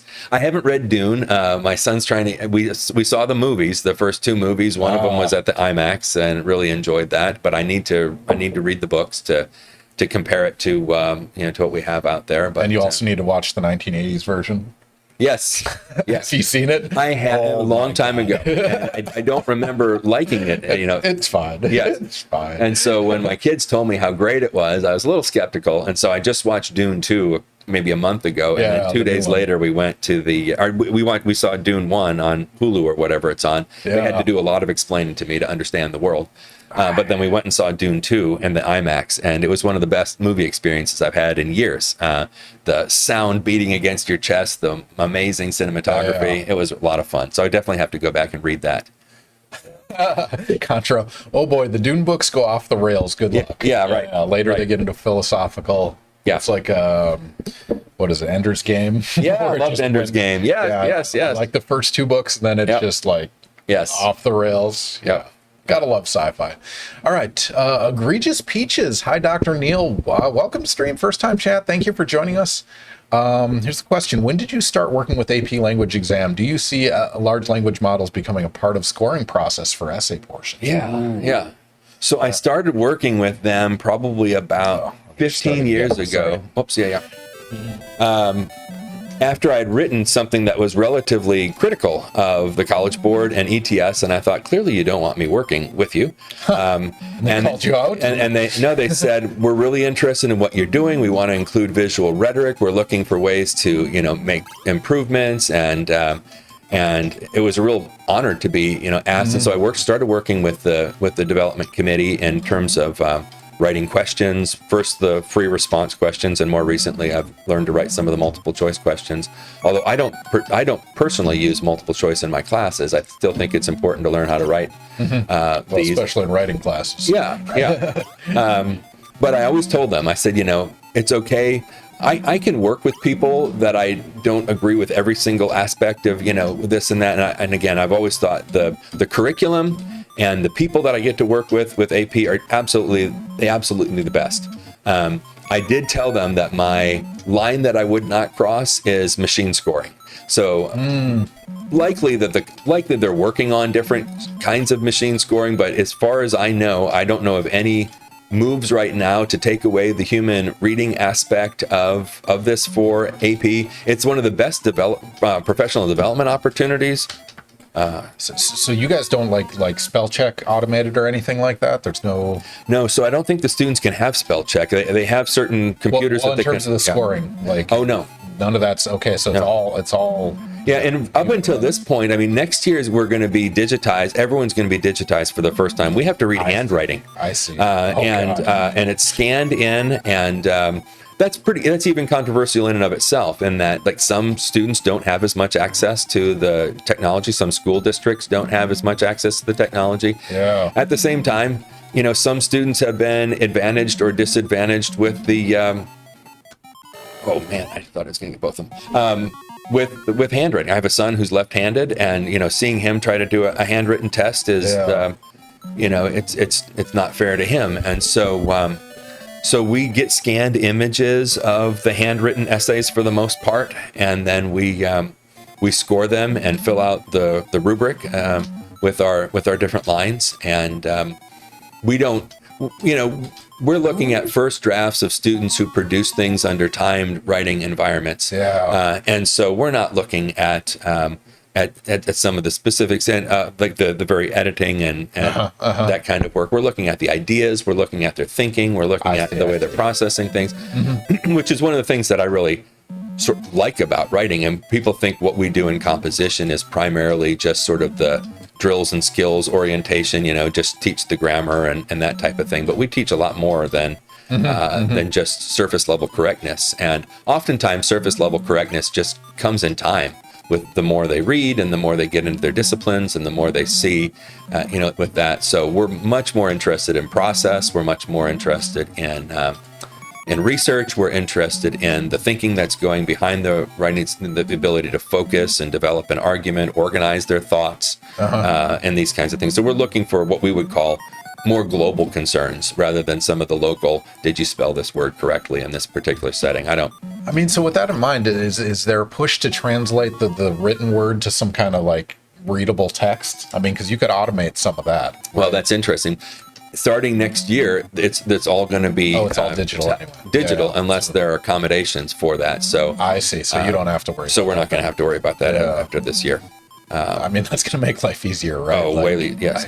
I can't imagine handwriting. And it's not just about easier. I ultimately think it's about having an exam that reflects what's going on in college writing classes, as far as I understand them and what kinds of things that we tend to do or not to do in that setting. And so it's been a long time since I've collected a handwritten essay. It might be 20, 25 years I've just been handwritten in my classes. It's been a long time since I've handwritten anything. And just logistically, if you think about getting 1.8 million responses scanned, they have to be sent from all over the world and, sent to New York to get scanned. And so next year they're just going to be uploaded, and we're going to have access to things earlier. It's always this race that we have to get things scanned in. We're reading at this particular pace, and then the scans are at a particular pace. And the leadership, we're watching those numbers get closer and closer together, and hoping that the scans are going to happen and finish by the time that we're done with our reading, or we're going to have to do reading after the session. So it's always a lot of logistical pressure, to get the scans done, and then you have to read. A lot of what the leadership team does is read the worst handwriting, and you don't ever want to reward or penalize a student just based on whether they are writing clearly. And so we do really, there's a couple experts who are just amazing with handwriting that we sometimes give the hardest cases to. Students are clearly writing more when they type and when they key it in, and it's so much easier for the readers. I appreciate that, because you're really asking the fundamental question: what are you assessing? Yes. Right. And if it's handwriting, that's not your goal, right? And so I really appreciate the complexity of that. Yeah. All right, Lori's question: what are you drinking? Woodford Reserve bourbon tonight. So cheers, Lori. Hopefully I have a drink in hand, hanging out. Thank you for joining us. Keep going on this. I'll do one more. Yeah, let's do one more. We should do a prediction. Which one do you want to go with? Let's see. What about the printing press? All right, that is a good one. Dr. Cusker, redeem, take a drink. So, all right, Michael, cheers. Cheers. Hopefully you guys have a drink in hand. Cusker, next to 10 minutes away from a bourbon distillery. Yep. Hopefully you have some Woodford in hand. So cheers. Thank you for joining us. And we'll play a little bit more burger time while I put up another prediction. Which one did we say? Printing press. There we go. All right. If you guys have any questions, feel free to throw them in chat. I promise we'll catch up with them. Hopefully I haven't missed any so far. Dr. Cusker, you have one that's pending, which I will get to in a second. We're going to put up a prediction because we got several of these, and we're about almost an hour and a half in. Wow, so, I'm surprised. Time flies when you're having fun playing Burger Time. That's right. So many quarters are being spent. Exactly. Ladies and gentlemen. Exactly. We're getting our money's worth out of it this year. Michael's going to write me a check for like $250 by the end of the night. Exactly. All right, ladies and gentlemen, we have a prediction. Ask a Scientist Gaming. Our predictions are not game related. They are expertise related. So our guest writes these questions. And so the question is, what year was the printing press invented? I think most people know it's Gutenberg, but the question is when? So 1500, was it pre-1500 or post-1500? Note you're on Ask a Scientist Gaming Honor Policy. You can't Google this, can't chat GPT this. Just do you know the answer or do you not know the answer? This is, what's your global mental timeline of major human achievements? Yes. And this is one of those questions that I think I would have gotten this one right, but I'm cheating because I know the answer now. But we'll see what you guys think. So if you're not familiar with the channel, click the follow button, because the follow gives you 300 standard internet units. You can spend those internet units on things like Take a Drink, Request a Factoid, but also you can spend them on this question. You can bet as many standard internet units as you want. On the top of your chat, there's a predict button. Click predict. Put as many points as you want on one of these particular answers. You can't bet on both because that would not make sense. But you can bet on one. So the question is, what year was the printing press invented? Was it pre-1500s or post-1500s? So yeah, get your answers in there now. You have about 45 seconds. All right. Do some more of the Woodford Reserve. This is dangerous because I just like casually sip while streaming. It adds up quickly. Yeah. Can you with that? Yeah. Okay.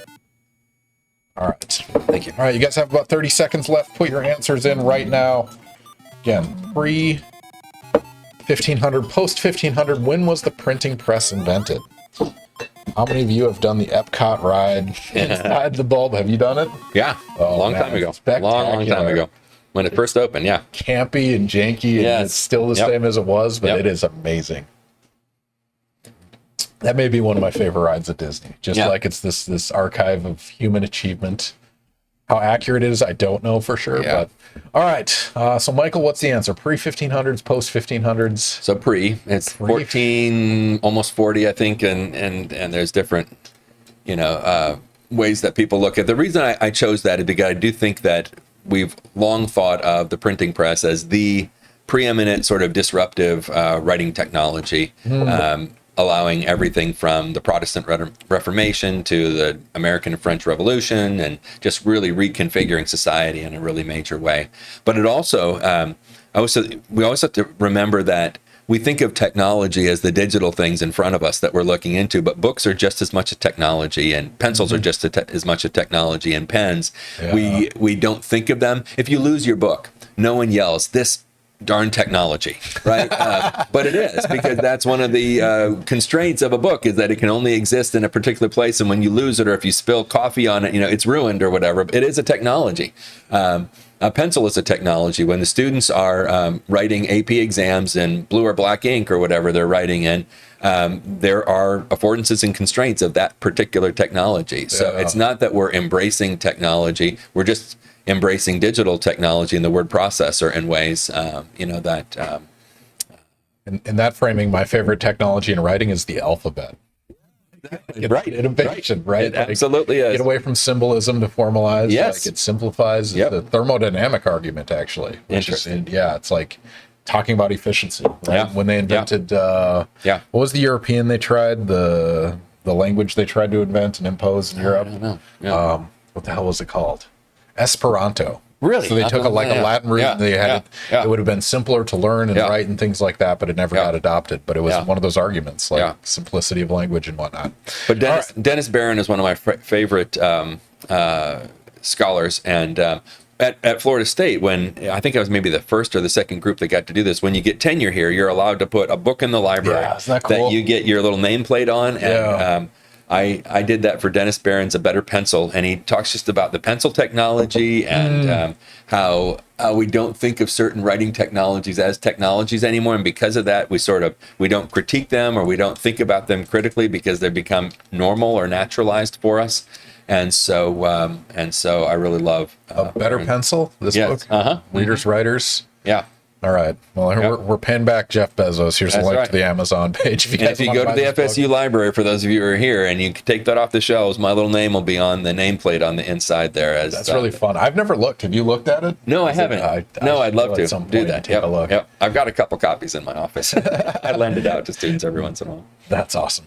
Yep. Dennis Barron. There you go. We have a link there in chat if you guys want to do it. All right. Keep playing a little bit. All right. So, prediction, yes, the press pre-1500s. I mean, in context of Industrial Revolution and Renaissance. Yeah. Man.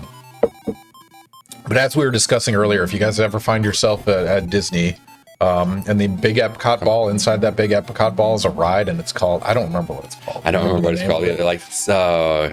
It's like I almost have it. Human Achievement timeline or something. And it literally goes through all this. It goes through, origin of language and communication, writing on cave walls. Then it goes to like paper and the first papyruses and up through the printing press and then the computer. And computer is about where it ended in. We saw, Woz in the garage building the Apple. It's pretty spectacular. It's the same ride as it was like when did that? I know. Probably 80s. 80s, yeah. It came yeah. out. Yeah. And it's a little jank and old, and it's Spaceship Earth. Thank you. There it is. There it is. Yes. Peaches. Spaceship Earth. It is spectacular from a history lesson. I really love that ride. Lining up my up and down here. It's not like Figment, which is janky for the sake of janky. This one's a good history lesson. All right. Dr. Custer, I was just about to ask a similar question as Egregious Peaches. How do you see AI being helpful, destructive for something like writing assessment, especially for something like AP exams? I mean, is it inevitable that it becomes an automated grading scheme? Oh, inevitable. That's it. So, yeah. Does it? Well, I mean, it would save them a lot of money, right? But they would sacrifice a lot as well. If you think about reading as an important professional development opportunity for teachers to look at, it's such a privilege to be able to read. And every one of us that goes to the reading, it's one of the best and worst things we've ever done, right? Because you have to sit there for, 7 days reading essay after essay after essay. I mean, it's really numbing on one hand, but on the other hand, you just learn so much about students and sort of where they're at with their writing. And so inevitable, probably, maybe to some extent, but what ways can we resist? Maybe one of the ways that I would say that we would want to think about is like, what would a computer think a good essay is? And what would you think a good essay is? And that even helps us to think about what some of the generic sort of conventions are, of what our expectations are in terms of essays. And so you might think along the lines of one of my favorites is to be surprised by a student who does something just completely unexpected and unique and different. And a computer's not going to be able to reward that student, right? Because they're doing something different, and the computer's going to reward sameness. The computer's going to reward the thing that is the most standard. I mean, one of the big criticisms in my field of AI right now, and I very much agree with it, is that it privileges sort of this standardized white English, this very academic, generic, English that doesn't have any uniqueness or qualities. And what our field has been interested in for the last 20 years, at least, if not more, with some folks, is like how writing is a reflection of multiple identities and the ways that we sort of understand ourselves in relationship to the world and people around us. And so, what AI is going to do is reproduce the most standardized forms of English and not reward some of the most interesting things that people are doing and thinking and writing. And so, with writing assessments, I suppose a large scale writing assessment like the AP exam that 600,000 students take should that be sort of rewarding the most innovative writing? Should you teach students just to do sort of the most boring standardized pieces? At what point? Like, I know when I'm reading through and I'm on my 160th essay or whatever number I'm on for that particular day, when students do something interesting and new, I am so appreciative about that. And you reward that kind of, but some risks don't pay off. In my classes, I tell students to be risk takers as writers. Maybe standardized tests aren't the perfect moment to be a risk taker, and so I don't know that for a fact. I'm just wondering, like, at what point does a kind of I'd be concerned with AI that it would take away whatever sort of possibility of uniqueness and voice that are out there. I mean, people who have been reading for years have examples of these just really brilliant, different, interesting, creative, sometimes subversive takes that students take on a question, and a human reader loves that. And a computer would not love that because it doesn't fit the formula what it's looking for. My wife read a sci-fi book recently that was like written in second person from the lens of a rock or something ridiculous like that. And that's the risk you're talking about, right? Yes, exactly. I mean, that's really fun. But so let's reframe this. On the spectrum of all written essays, that's maybe what, 2% of them or something like that? Very small. Yeah. I mean, is there a way to differentiate those two and couple, automated grading? Because, I mean, at some point, you've done enough assessments and scorings that somebody could make a Michael Neal bot to do most of what you do from those, like, 2%. That's right. And maybe, I mean, is it better focused that you spend more time on that 2% than the rest of them? That's an interesting point. Yeah. And it's different in an assessment standpoint than it might be in, say, the classrooms, that I'm teaching, where I can have a lot of freedom to reward ingenuity and innovation, and I can tell students to take risks because I can honestly tell them that I will reward those risks. And in a testing environment, I don't know which one of the 300 readers or 3,000 readers that are going to be out there that are going to be reading that. So I do think that writing for exams is slightly different than writing for, a classroom setting or writing in other kinds of environments. Yeah. I think it's going to be it probably is moving toward more automation and, more of the AI scoring.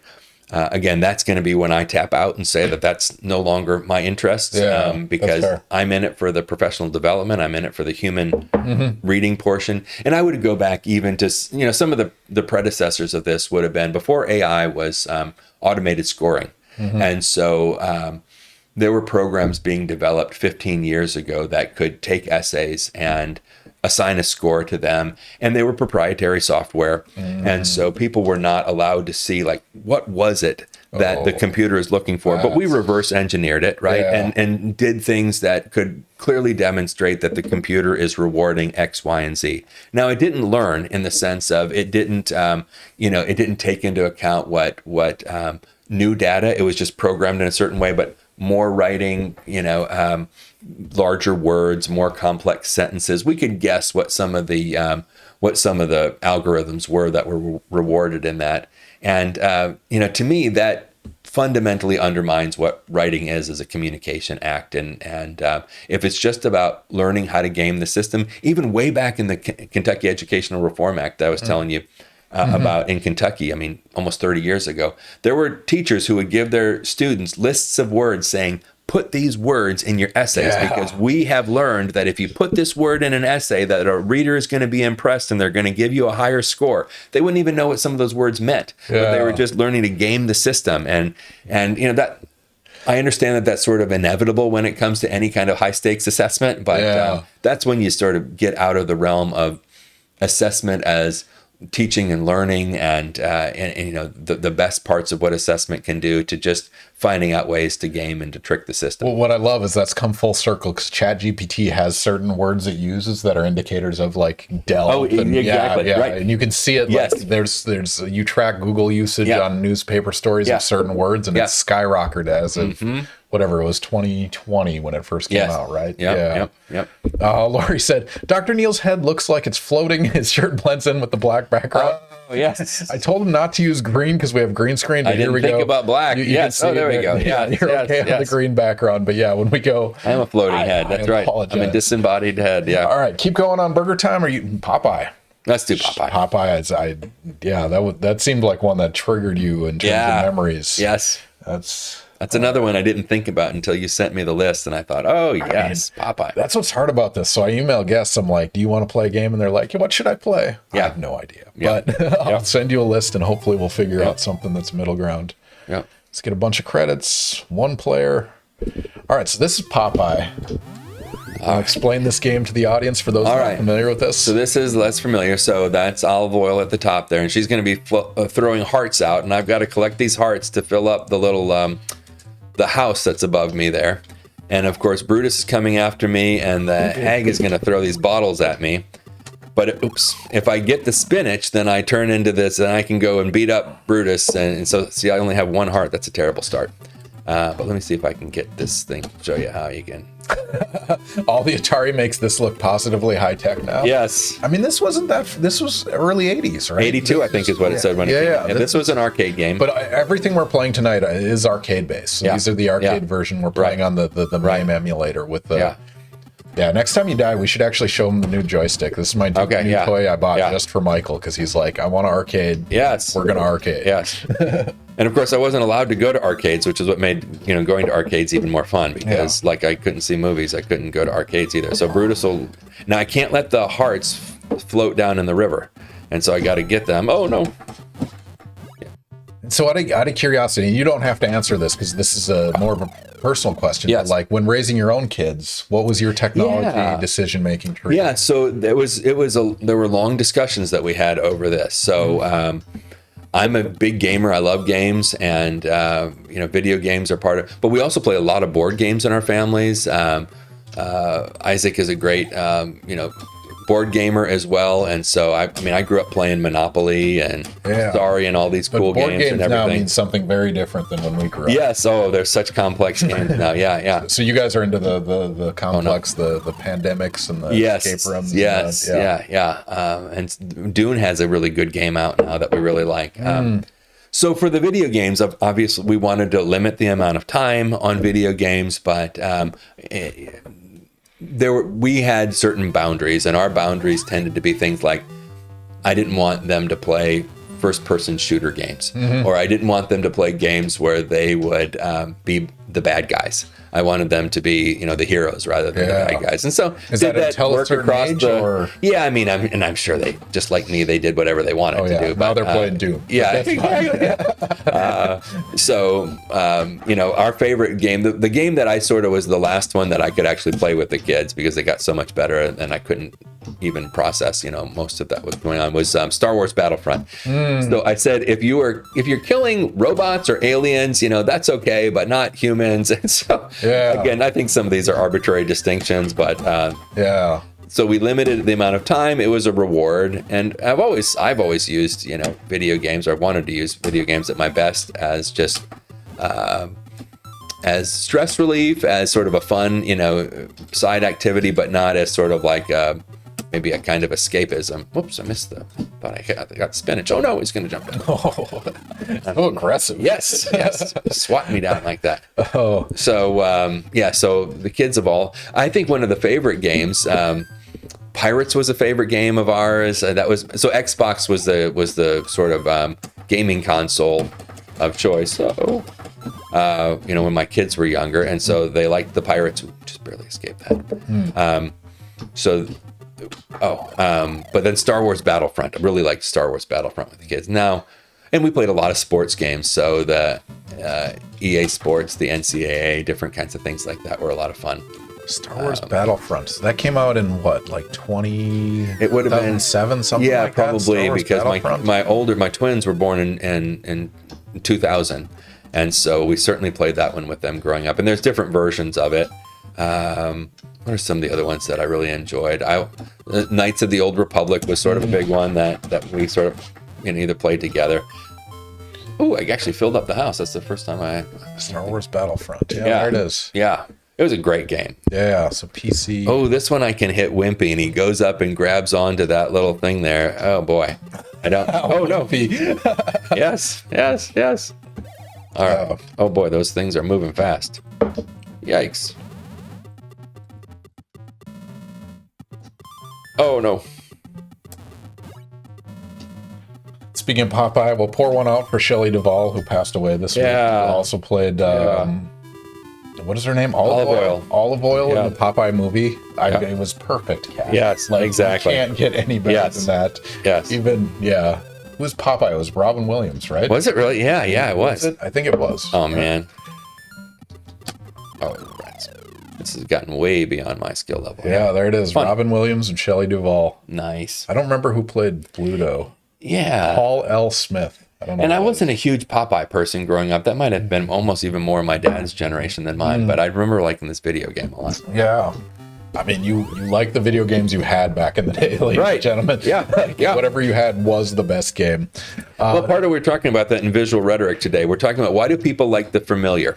And there's something about, I'm not a cognitive psychologist, but there's something about, we like the familiar that has some minor changes to them, right? And so that's how genres work. That there's the genre of the adventure, there's the genre of the romance, there's the these kinds of things, and we don't want exactly the same, but we want the same with some variation. Yeah. And so how you vary something and what you do differently so that it feels like a new experience, while it's still familiar enough, because taste is a matter of ouch,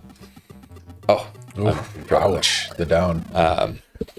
So taste, I grew up watching certain games or playing games, eating certain foods, listening to certain music. So my brain is programmed to particularly like these things. And so that familiarity is appealing to the way that my brain works. And so see the entirety of pop music. Yes, exactly. There's a formula, 4 chords, it works. Yes, yeah. We do don't fix it. Yep, we do the Axis of Awesome 4-chord song, if you've seen that YouTube video. Every pop song has the same 4 chords, and it's both true and not. It is the same chords, but obviously they're not. They're reconfiguring them and they're adding something to it. And so I love the idea of remix, and that really there's nothing. I'm at the point in my own, and this relates to AI. I'm at the point in my own writing and understanding that I'm not sure that I've ever had a novel or an original idea. What it is that they all the things that I have consumed over the years in terms of text, whether written text or audio text, I'm reconfiguring them and reproducing them in different. So even the printing press, Gutenberg, I mean, there was movable type that was out there. Everything existed. He just recombined those things in the right moment at the right time for something. And he's credited for this invention that it's actually an amalgamation of things that were already out there. Yeah. And so he should get credit. That doesn't actually diminish the value of an inventor or a creative. Every movie, and so this is why the best writers are avid readers. The best musicians listen to all kinds of music, because who knows? And the idea that we can somehow give credit to these things or even remember where they come from. If you're Led Zeppelin out there, you're not going to remember every single riff you ever heard from every different kind of blues, pop, country, classical, and so your brain is this amazing sort of reconfiguring machine, right? That's just reconfiguring text in new, interesting ways. And so in some ways, that's sort of what AI is doing. Yeah. We're saying that AI is only derivative. Yes, but our brains are the same ways as well. Yeah. And AI is dealing with maybe trillions of pieces of data, and we can only process millions of pieces of data in some ways. And so I'm not sure that what AI is doing is that fundamentally different than what the human brain is doing. But we can do it in innovative ways that respond to communities and to situations that AI just hasn't, been able to figure out yet. Yeah, that's the key word. And that's one of the things I wrestle with, like when they talk about, if AI generates an image, like that's stealing from copyrighted material. But also, if you're an artist and you look at Van Gogh and you look at, Picasso, and you make some amalgamation, right? Where do you draw that line? Right. Because the answer is we are generative I guess, but our data set is what we've experienced. Yeah. So like you said, the more you read, the better you get at it, because your data set, your training data. And you really want to read across genres and read across time periods. And it's not that you're copying things in this sort of cheating way. It's that your brain is processing all this use of language, all this use of imagery, all this use of narrative. And we like the familiar, so we go back to the things that we know, but then we change it up and make something different out of the old things. And so it's making new out of the old. I think it's actually it's creativity isn't, and this is this idea, and we maybe get to another question here in a moment about like this sort of romantic idea of writing, which is that it's the genius who goes out into nature and the cabin in nowhere, and that's where these sort of sparks of genius happen. But going out into the cabin in the middle of nowhere might be effective in part because it allows your brain to like release from some of the day-to-day needs that you have to take care of, email or family or walk your dog or these kinds of things. But it's really not the isolation. All of us are writing or producing texts in a very rich tapestry of community. We're all doing it together. There's not this sense of the lone genius that just goes out in nature and comes up with this brand new idea that has never been thought of before.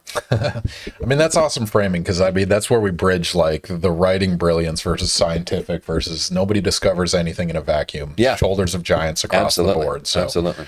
All right, keep playing this, or you want to switch to something else? Let's switch to something. What do you want to do? Okay, let's go out of this guy.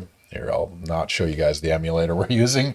What else you want to do? We got Space Invaders. We have Asteroids you haven't played. Let's do Space Invaders. I wasn't very good at Asteroids, but I wasn't really all that good at any of these. But no worries. This will be fun.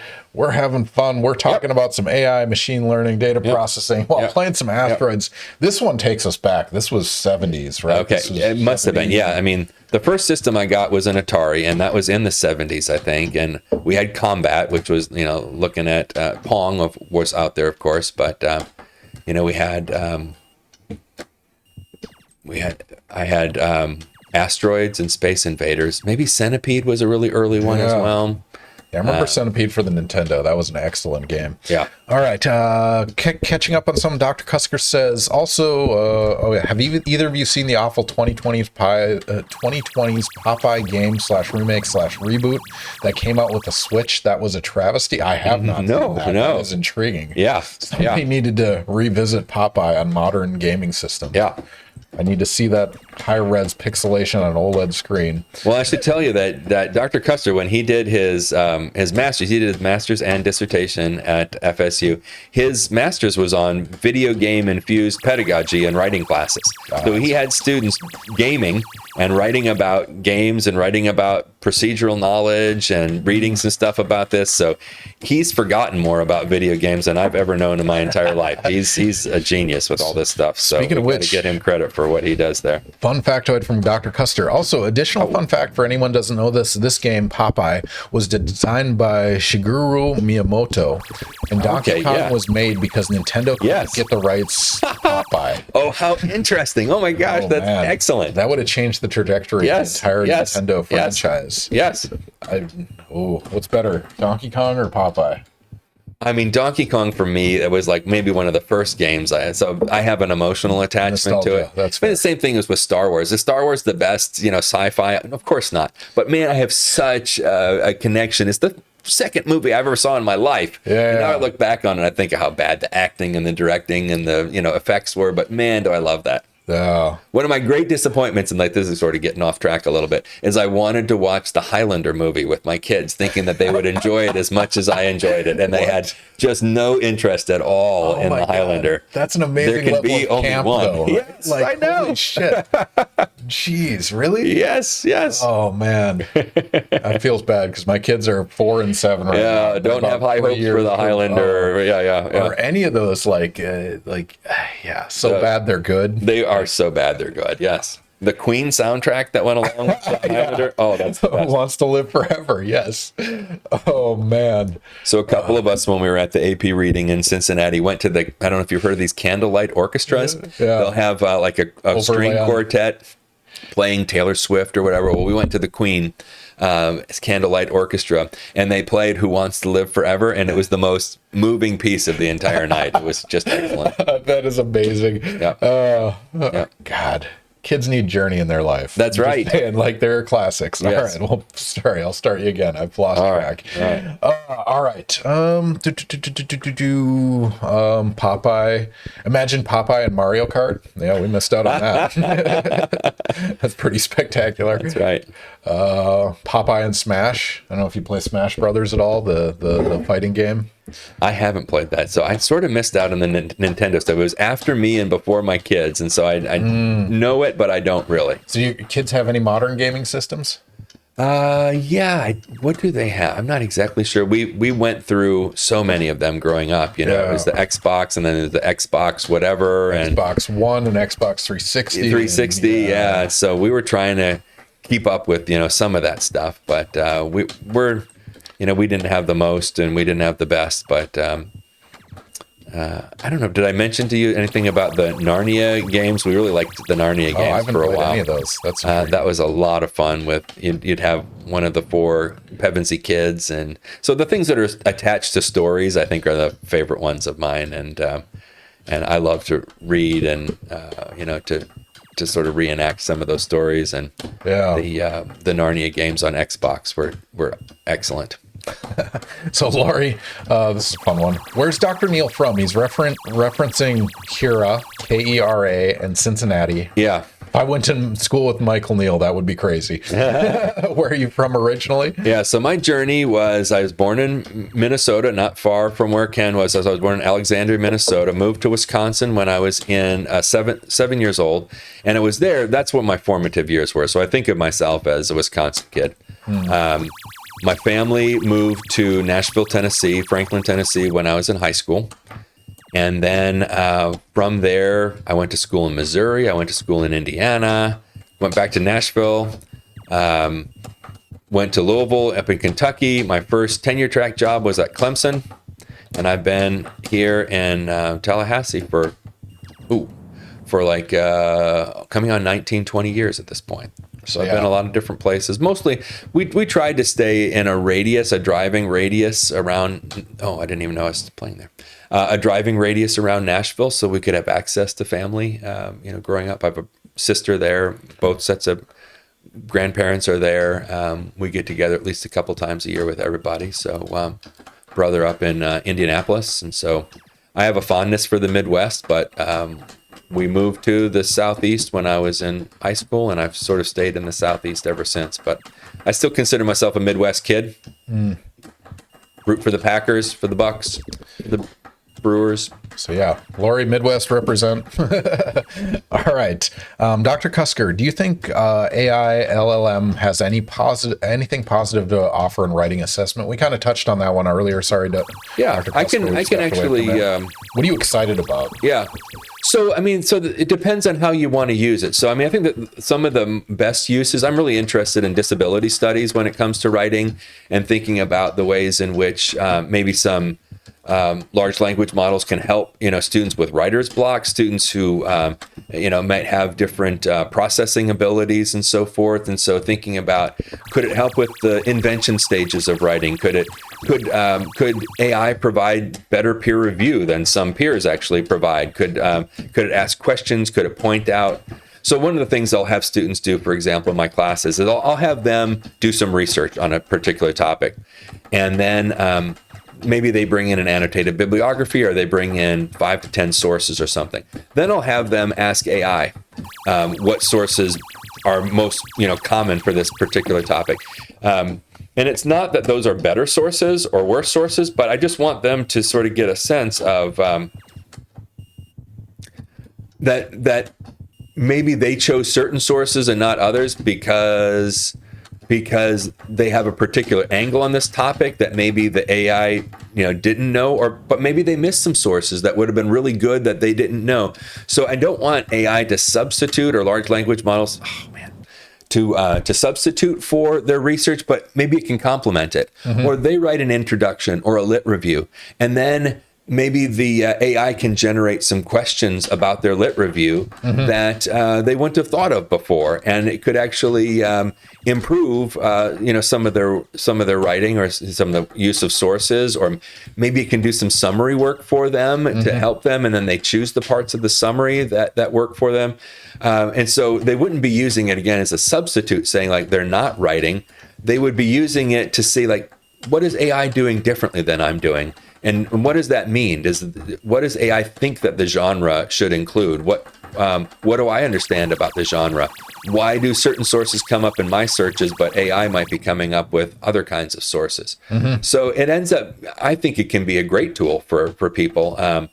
English language learners, another group of people that could be really, great, resource for them, and thinking about not correcting.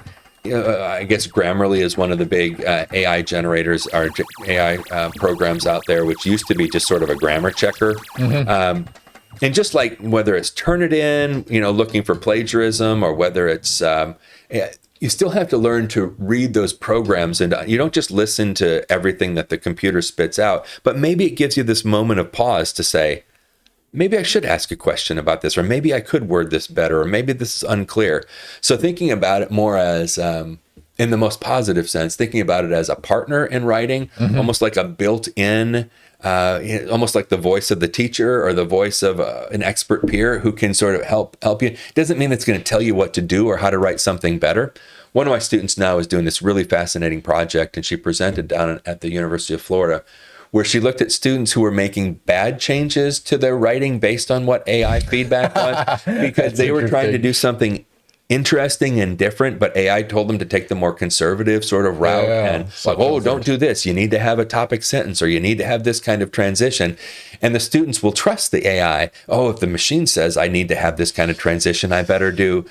So it's teaching students to think critically about the feedback they're getting both from human readers and also from maybe their AI counterparts, and thinking about not just accepting what the machine says, but maybe there is something about that feedback that's valuable. Maybe it's not. Just like when I get it, I don't use Turnitin. I'm sort of opposed to that technology, but the times that I've experimented with it, it doesn't really tell you if students are plagiarizing or not, but it might signal you to ask some critical questions of whether or not, this is a lot of false positives and negatives and so forth on there.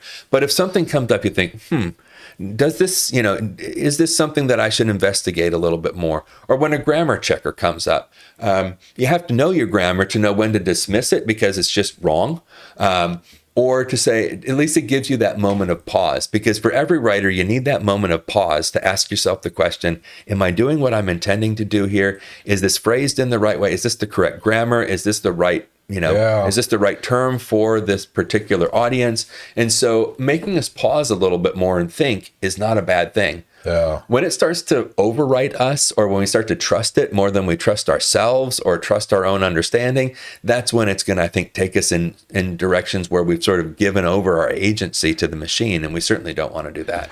Yeah, I was going to say, framing it as more of a non-threatening, non-judgmental writing buddy, right? Yeah, or just a brainstorming pal, just take or leave whatever it says, but have a different perspective is not an unreasonable thing. Yeah. Am Brooks, welcome to the stream. First time chat. Thank you for joining us. Click the follow button because we want to see our numbers go up. But also, they said, I was just going to say AI can be great for summarizing, synthesizing materials. My favorite thing to do now is at the end of the semester, when I get the end of the semester evals from 300 students, I copy and paste in Chat GPT and says, write a 1-paragraph summary of how students feel. It's like, there it is. Yeah. It's biased because it'll take the students that write the most, but still, it gives you a good summary. Or the email messages where you can have it like give a summary of a long chain of email that you're just getting caught up on, and it can just tell you maybe where some of that is right now. Yeah. Quick summary is really fun. So I totally agree. All right. Invention exercises, brainstorming, it can be really good at. I'm terrible at coming up with titles. Like, what are 2 or 3 titles that you would give for this? I may not use any of those titles, but maybe it's going to spark some ideas. Oh, this is something creative that I could use. So there's a lot of sort of assistance. Yeah. All right. Sorry. Go ahead. No, just that we don't want to. We don't want it to write for us, but like you're saying. In its best use, it can be sort of a writing buddy, someone who can sort of spark some ideas and I'm, think about a different way that I might have written that conclusion, or a different example that I might have used, or a clearer way that I might have articulated something. In my brain, I know what I'm trying to, to say, but sometimes the writing just doesn't quite come out the way that I'm hoping it does. And can AI give me some alternative language that might be clearer to the audience that I'm going after? That's fun. All right. Lori's been ignoring it for 18 minutes, but Lori requested a factoid with her valuable internet units. Michael, you want to drop a factoid bomb? And Brooks, thank you for the follow. Okay. So what are some of the factoids? Ellis Island is an interesting one. So Jay Dolmage writes this this really interesting article on disability studies in my field. And he writes, one of the courses I teach is called Visual Rhetoric in the Digital Age. But what Dolmage talks about is snapshot diagnoses of immigrants that are coming into the U.S. And so, and it was posed as a kind of dictionary that would be a tool. And I'm sure medical students sort of have different kinds of diagnostic tools that they use, that if they see certain rashes or certain presenting symptoms, that it would help them understand what diagnosis to make. But with mental health, what Jay Dolmage talks about is that at Ellis Island they would take a picture, a headshot, and it would help them determine what your mental state was and what sort of jobs that you would be good at, or if you would be a productive American citizen. And what that ended up doing is reifying the sort of the ideal normalized American, which would be the right height and the right weight and has the right nose size and shape and all these kinds of things. And so they put together this like dictionary, this visual dictionary of disability, and said these are what the desirable immigrants are going to look like, and these are what undesirable people look like. And of course, they were very racist, and what's the size of your nose or the shape of your head, and these different kinds of things. But they felt like through this through these visuals that they could make a diagnosis about what your sort of usefulness was going to be in American society based on these snapshot diagnoses. But what I remind my students, these aren't people who woke up in the morning and like wrung their hands together and say like, what evil can I wrought on? They thought they were doing something helpful and useful. And I imagine, doctors, might find something like, certain things that they would look for and, present but when you get, this was back in the time where you would have classifications that were literally called like idiot and moron and, these different kinds of things. And they thought that they could see like if your jaw was a particular shape or if you had your eyes were a certain distance apart and that they could tell certain things about your mental state and how productive that you were going to be as a citizen based on this super quick snapshot after you've been on a boat or whatever, and obviously not at your best, but it ended up being a very but it was a very ableist technology, and we laugh at that, and yet we also think what are the things that we do now that sort of reify the sort of ideal. It's sort of a eugenic sort of technology that this is what beauty standards are. This is what these are the people that are going to be valuable in society, and these are the people who are going to be a drain on society. And even assessments are about that. When I was growing up, you would get tracked very early on, not on your appearance, but they would say like your factory material or your college material, and it'd be based on like a standardized test that you took a third grader. Like what kind of potential might you have? My kids saw this at one point, but I think on some like third grade report card or something, the teachers were brutal back then. They would say, Michael neither has aptitude nor an ability to, do X, Y, and Z. And it was basically they had given up hope on me for ever being, smart enough to be productive. And again, that wasn't based on a physical appearance, but based on some tests that I either did well on or didn't do well on at a very early age. As if we're all developing in the same way at the same time, and that someone can tell based on an early test or even worse, a snapshot. I mean, there was this great YouTube video circulating 10 years ago that was critiquing our modern education system because it is a factory format, as if your date of production is what defines where you should be in the progression. Yeah, exactly. It's a crazy system. All right, I'm going to catch up on a few things. Dr. Cusker, what was it called? Phrenology or something like that? Phrenology is the shape of the head dictating the something. Bumps that are on your head. Exactly. Ren's Lens, welcome to the stream. Thank you for joining us. First time chat. Click the follow button for getting future notifications. Dang, I missed the Donkey Kong game. We can go back to Donkey Kong. I can play we have a half hour left. Okay, whatever you want to do.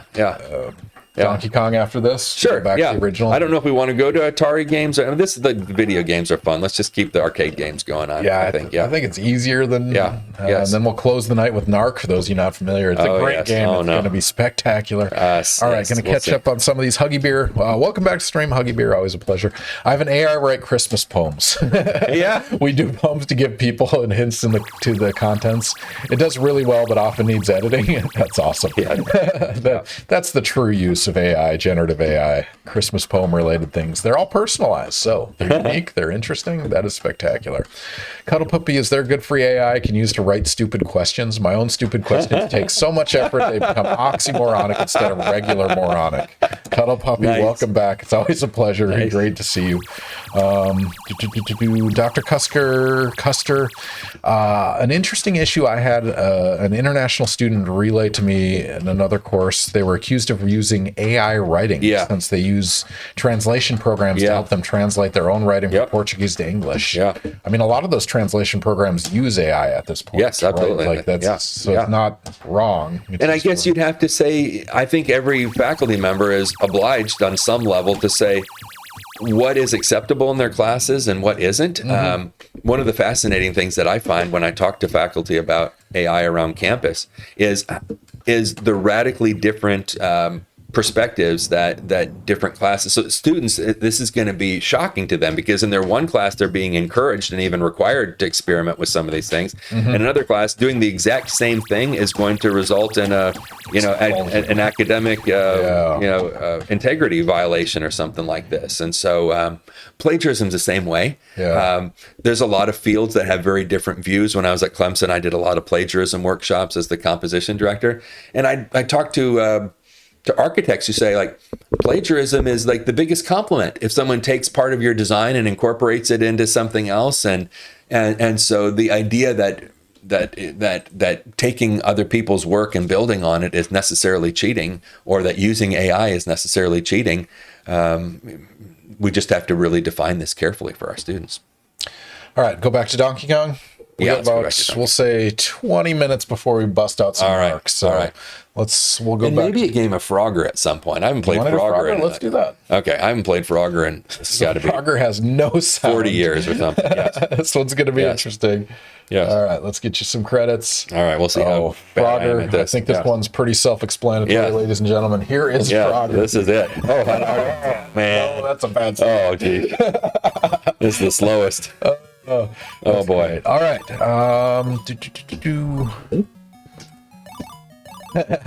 Dr. Neal has been jonesing for these games for some years. I know, it's true. Let's do it. You can find these on browser emulators, but something to be said playing arcade style with a joystick. Oh yeah. This is a good excuse to be able to do what I played Frogger daily walking across Tennessee Street during grad school in 2004. Nice. This is one of the I mean, real life, that's not fun. I just remember that left spot is the hardest one to get into, so I got to figure out how to get over there. Yep, the logs are going right. It's classic game strats. Yeah, I got to take some turtles way over.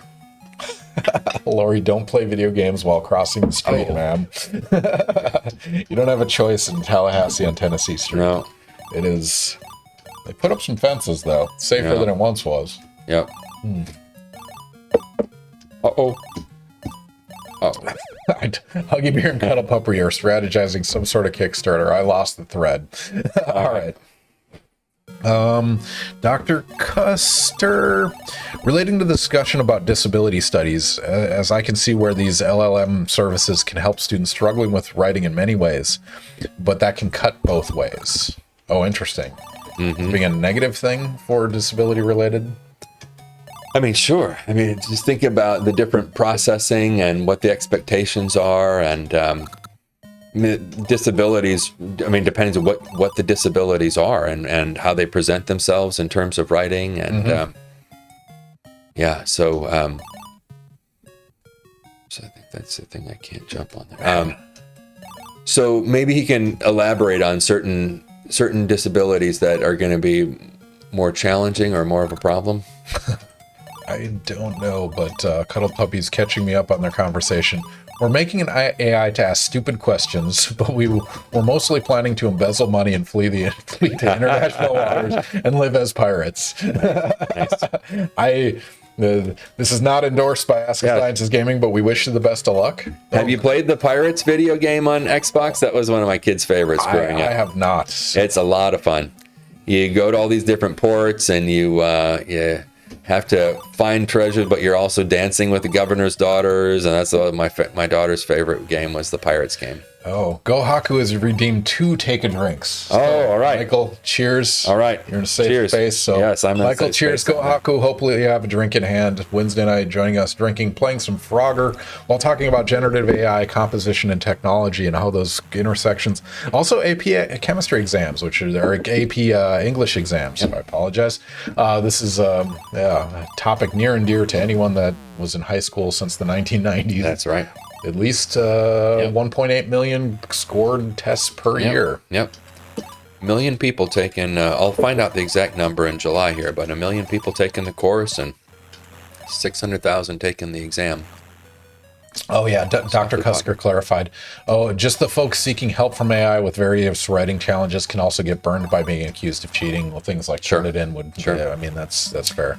Or any of the technologies, you need to, again, know how to read and use them and not over rely on them. So I use a grammar checker in part because I'm pretty good with grammar. And so for me, someone who's fairly privileged and has a fairly clear understanding of some of these things, I can use it really well. And of course, it's not surprising that maybe the people who have the hardest time are people who rely on the technology and don't know how to read it, in oh, nice. Yeah, in a more critical way. And so I could imagine sort of an over-reliance on some level on I should use this one first. Oh, Yeah. Ragsloth followed up Sid Meier's Pirates from 2004. Thank you. Sid Meier. Is that Myers? Yes, Sid Meier's. Pirates from 2004. Yeah. There's a link there if you guys want Yeah. to check it out on Yeah. Wikipedia, not Amazon this time. Huggy Beer. And my apologies to the good doctor. My grammar is awful. And punctuation and capitalization. So there's a pet peeve that all of us English, whenever I get on a plane or something to go someplace, and I say, oh, I'm an English professor, I teach English classes, the first thing people will say, oh, I better watch my grammar, as if I feel like my job is the grammar police. It really isn't. I don't care what people's spoken grammar sounds like, and it's always English teachers who are trying to prevent language from changing. Language evolves. It should evolve, and it evolves despite us, not with us. And so I like colloquial language. I like how language changes, and to me it's most interesting to see how language changes by some of the most sort of underrepresented groups in America. And there's always these literacy crises that happen in American universities when a group of othered, students get in, women get into the university, and all of a sudden we have a literacy crisis. And then immigrants we have a literacy crisis again. And then it's, different flavor of immigrants. Exactly, a different flavor of immigrants, or it could be the GI Bill, and now it's, we need to go back to the basics because these people, it's always these people, right? And then it's a literacy crisis every time education is open. And so I'm not invested in correcting people's grammar. And I think grammar is, there are multiple grammars, right? There are grammars that are privileged, and there are grammars that are seen as less than. And so use the grammar that is appropriate for the situation. Yeah. So Huggy Beer, you have Dr. Neal's permission to write shitty in Twitch chat. Exactly. Exactly. So, cheers. We'll do the second take a drink and go Haku. So all right. Michael, Cheers. again, thank you for joining me. Thank you all. Hopefully you have a drink in hand. The question is, are you drinking whiskey tonight? I put the drink up there. It's Woodford Reserve Bourbon. It's a bourbon night. Michael decided bourbon is what we're drinking. So well, being a Louisville person, University of Louisville, and Louisville people are a little bit particular. And saying that what is it, that champagne can only come from a particular region in France? Well, bourbon technically should have to come through the water system in Kentucky that goes through the limestone. And there are people who claim that they're making bourbon elsewhere. But the Kentucky people will say that it's got to be from a particular region in Kentucky to be classified as bourbon. Are you a bourbon purist? No. I don't drink high-end bourbon. There are bourbon groups here in town, and they're too expensive for my taste. I like anything. Go Haku. Has anyone ever mistaken the professor for John Oliver? John Oliver? What? No, that's a nice compliment. Kind of like they're like really? Yeah, nice. I think he's brilliant, so I would go for it. Yeah, I would be honored to be mistaken. He seems like a genuinely good person. I agree. I mean, among the spectrum of TV personalities. Yes, and smart. I mean, smart humor, in my opinion, it's got to be some of the. So it's both entertaining and knowledgeable. Yeah, that's my goal as a professor, is to think, can I actually not bore people to death with education, and can it be interesting? You were talking about copyright stuff. We just had a couple hours in class this morning about remix and intellectual property and copyright issues, and I'm so fired up about this stuff. I just think that more. It's a shame that we've made education boring, and it really is us that has, that's a shame on us, because learning should be fun. I got into this because, it's engaging, not because I can, bore people to death. Speak for yourself. My 8 a.m. general chemistry class is so exciting. Everyone loves it. Exactly. No, I agree. That's great. Oh, Ren's Lens agrees. Oh my God, that's exactly who he reminds me of. It's funny. It's this framing. I don't know. It's pretty close. All right. We should have a poll who the professor looks like. Oh no. I think that would backfire on me at some point really quickly. It's just flattering John Oliver. If you go with John Oliver. So my wife has two people that I remind her of in pop culture. One is Gonzo from the Muppet Show, who's the loser, always doing stuff. And the other is George Costanza from Seinfeld. What? And so the woman who knows me best thinks that I'm very like Gonzo, and and George Costanza. So Cuddle Puppy has thrown out Dwayne Johnson and Ultron. Sure, let's survey everyone. Oh, that's great. That's all right. I apologize if I haven't caught up on questions because we had a stream of discussion there, which is awesome. It's spectacular. If you guys have questions for Dr. Michael Neal, he's happy to answer them. We have about, what do we have left? 43 minutes left. So yeah, if you guys have any questions on writing composition, AI, generative AI use in writing, things like that, yeah, we're happy to discuss them while we play some Frogger. Yes. How's this feel? Poorly. It's all right. We have infinite quarters on this stream. Yes. If anyone wants to look at the YouTube video and let us know how much Dr. Michael Neal has spent on arcade games, please. I might set a record here per continue. Yes. But this is back in the day when games were not forgiving. There was no easy setting. There was no. Oh, this is pretty easy. I just let's face it. I'm not good at these. That's all right. It's the joy that they bring. It's not, I mean, the thing is, you got to go home and have your son play this while you talk to him about whatever. Yes. Let's see what he has to bring to the table. That's right. Cuddle Puppy, have you heard of English, which is English with all the Latin, French, Greek words taken out? No. I've heard of Spanglish, and there's a movie called Spanglish a number of years ago, a couple decades ago. And of course, you have Pidgins and Creoles, which are combinations of language, and English borrows from so many different languages because we are a culture. We're a culture that had a large configuration of different types of languages. Ooh, no, I somehow did that. I don't even know what I did. What is I'm that? on top of the other frog. That's a bonus point. It's not a. I thought it was a. Wow, I thought it was going to kill you. I think if I jump right on it and it doesn't move into me, that maybe that's how I got that. This game is so unrealistic. Anyway. Yes. I would definitely be the smushed frog on the side of the road if it were real. Yeah. Costanza only scream talks. Dr. Neal does not do that. That's fair.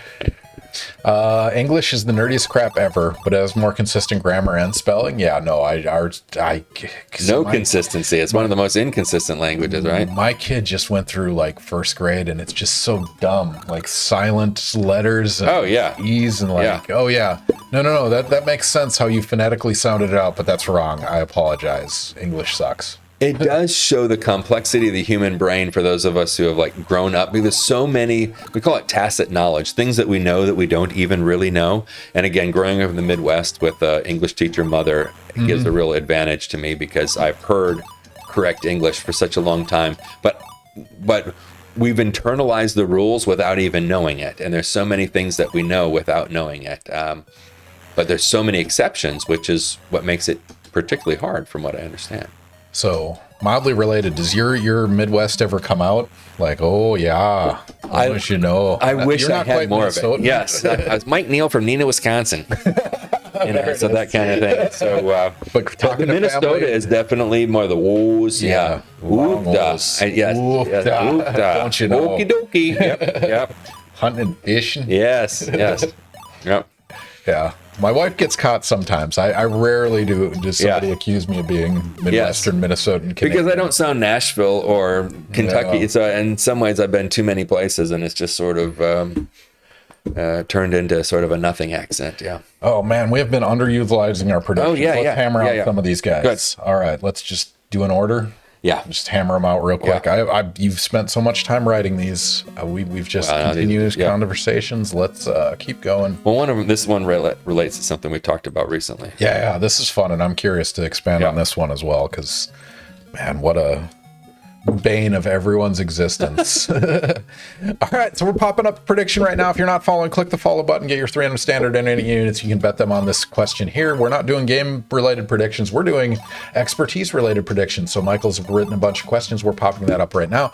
Which author is connected with making number 2 pencils or popularizing them? They didn't invent, but it's sort of associated with them. Yeah, they're the person that made this part of your daily life. Is it Ralph Waldo Emerson or Henry David Thoreau? I like you did the 3 name. Yes. Just to balance it. Exactly. It's not character length. It's not too short to be right kind of thing. It's my writing of standardized tests. I know I have to balance those things. Oh man. So I actually did that, the state of Florida, like the 5th and 8th grade science test. I've done the writing, the review process. Yes.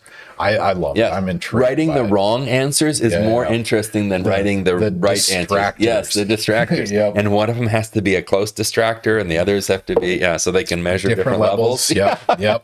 No, I love it. I love testing theory. Yeah. It's one of my favorite side hobbies. Yeah. Mostly I make solar cells, but I write tests. Yes. Yes. That's what pays the bills. Exactly. Did that mean they made pencils out of their poop? Oh. Cuddle Puppy, thank you as always. That's Cuddle Puppy is our troll. He just comes up with spectacular. Yeah. Thank you, Cuddle Puppy. Nice. Who knew a dog could be so clever? Thank you, sir.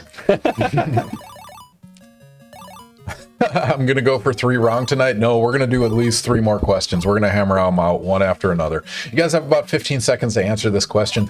Before you do and before we get to this answer, let's do my favorite. I've seen a lot of movies. We've been quarter cutters for 15 years now. Movies or TV shows that get your discipline right and which ones get it wrong. Loosely defined. So This could be testing, this could be English, this could be composition. Sure. So, I mean, just in general, if there's ever an English professor in a movie, they're the bad guy, and they will eventually get caught because they are the most arrogant person on the show. Oh. And so any like CSI drama or anything that has, as soon as the English professor shows up, they're always wearing like a tweed coat and a black turtleneck, and they seem like they're all right, but they're probably womanizing, and there are, so whatever, we have a bad reputation in popular media. But you can always tell that they're the most arrogant person on the show, and their arrogance will be the thing that eventually is their demise. Oh, man.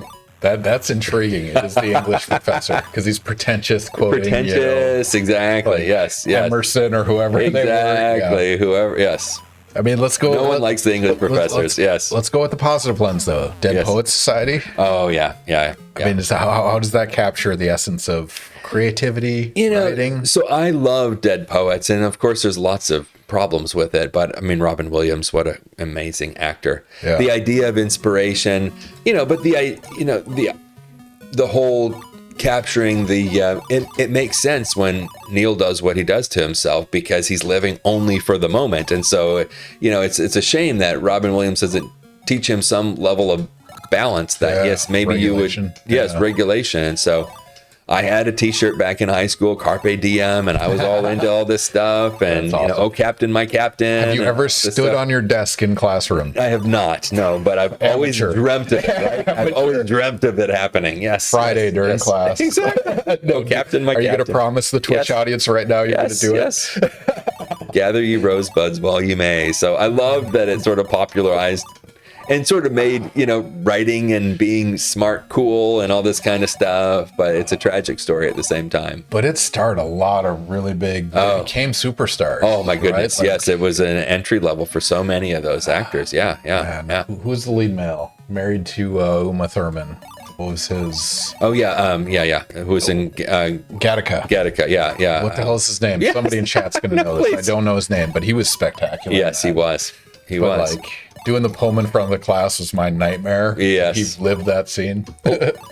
Ethan Hawke. Thank you. Of course. That's perfect. But yeah, spectacular. Other writing movies, Freedom Writers. I don't know if you saw that. Oh, yeah. With the white savior complex, going to high school and writing. A lot of the, I remember when I was teaching at Tennessee State, it was a historically black college. It was shortly after, what was the Michelle Pfeiffer movie where Dangerous Minds. Dangerous Minds. Coolio. Yes. And so I had offered to take this student to help because he had a flat tire on the way to school or something. And he said, "What are you, some Dangerous Minds teacher or something? Think you're doing this?" And so he was sort of accusing me of this. Yes. Noun. A trope. Yeah, exactly. That's I was just trying to help him get his flat tire changed. Yeah. R.I.P. Coolio. Yeah, pour one out for Coolio. That was spectacular. What other writing movies are there? And those are the main ones that jump to my mind. Yeah, right. Finding Forrester. I don't know if you saw that, Sean Connery. I did. I don't remember exactly what it was. Yes. What else? Composition. Chat. You guys have ideas. Writing movies. Yes, please. Let's do the quiz on them. All right. Let's answer the question. Author connected to making number 2 pencils. Yes. Michael, what is the answer? Thoreau. So and the irony, of course, is that the pencil. So he moved into New Hampshire. with his family, and they had graphite there, but it was sort of an inferior graphite. And so they had to combine it with something else to make it into a pencil. And so they started combining it with clay and found out that they could make softer or harder pencils. So they developed the number 1 through 4 pencils, and they combined this graphite, and so we think of this as a low-tech piece, but to make a really good pencil was a very high-tech prospect back then. You know, to get that piece of lead, quote unquote, into the pencil and to have it, you know, the right size and shape and consistency. Oh, I didn't know there's a time limit on this. And so we think of pencils as very low-tech. So he was, you know, Thoreau, you know, very purist, you know, back to whatever. But the reality was that a pencil was actually a fairly high-tech innovation back then. And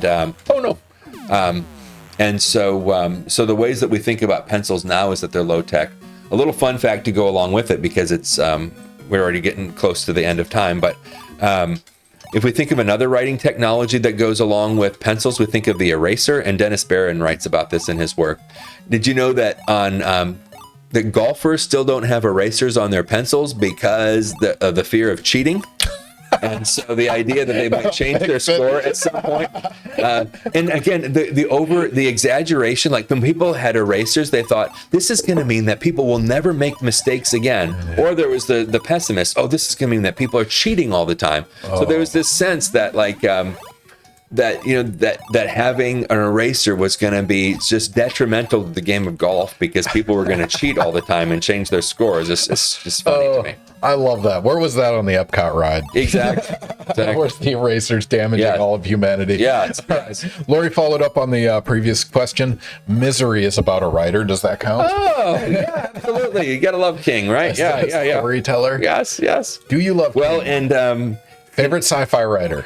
Oh, favorite sci. So people may not think of it as I love C.S. Lewis and the Out of the Silent Planet and that and the Narnia trilogy. I just love that. But of course, what I really love is the relationship between he and Tolkien. And so Tolkien's work, and they were in a writing group called the Inklings, and I love the input. They were so different, and they actually disagreed in so many ways, but they made each other infinitely better in terms of their work.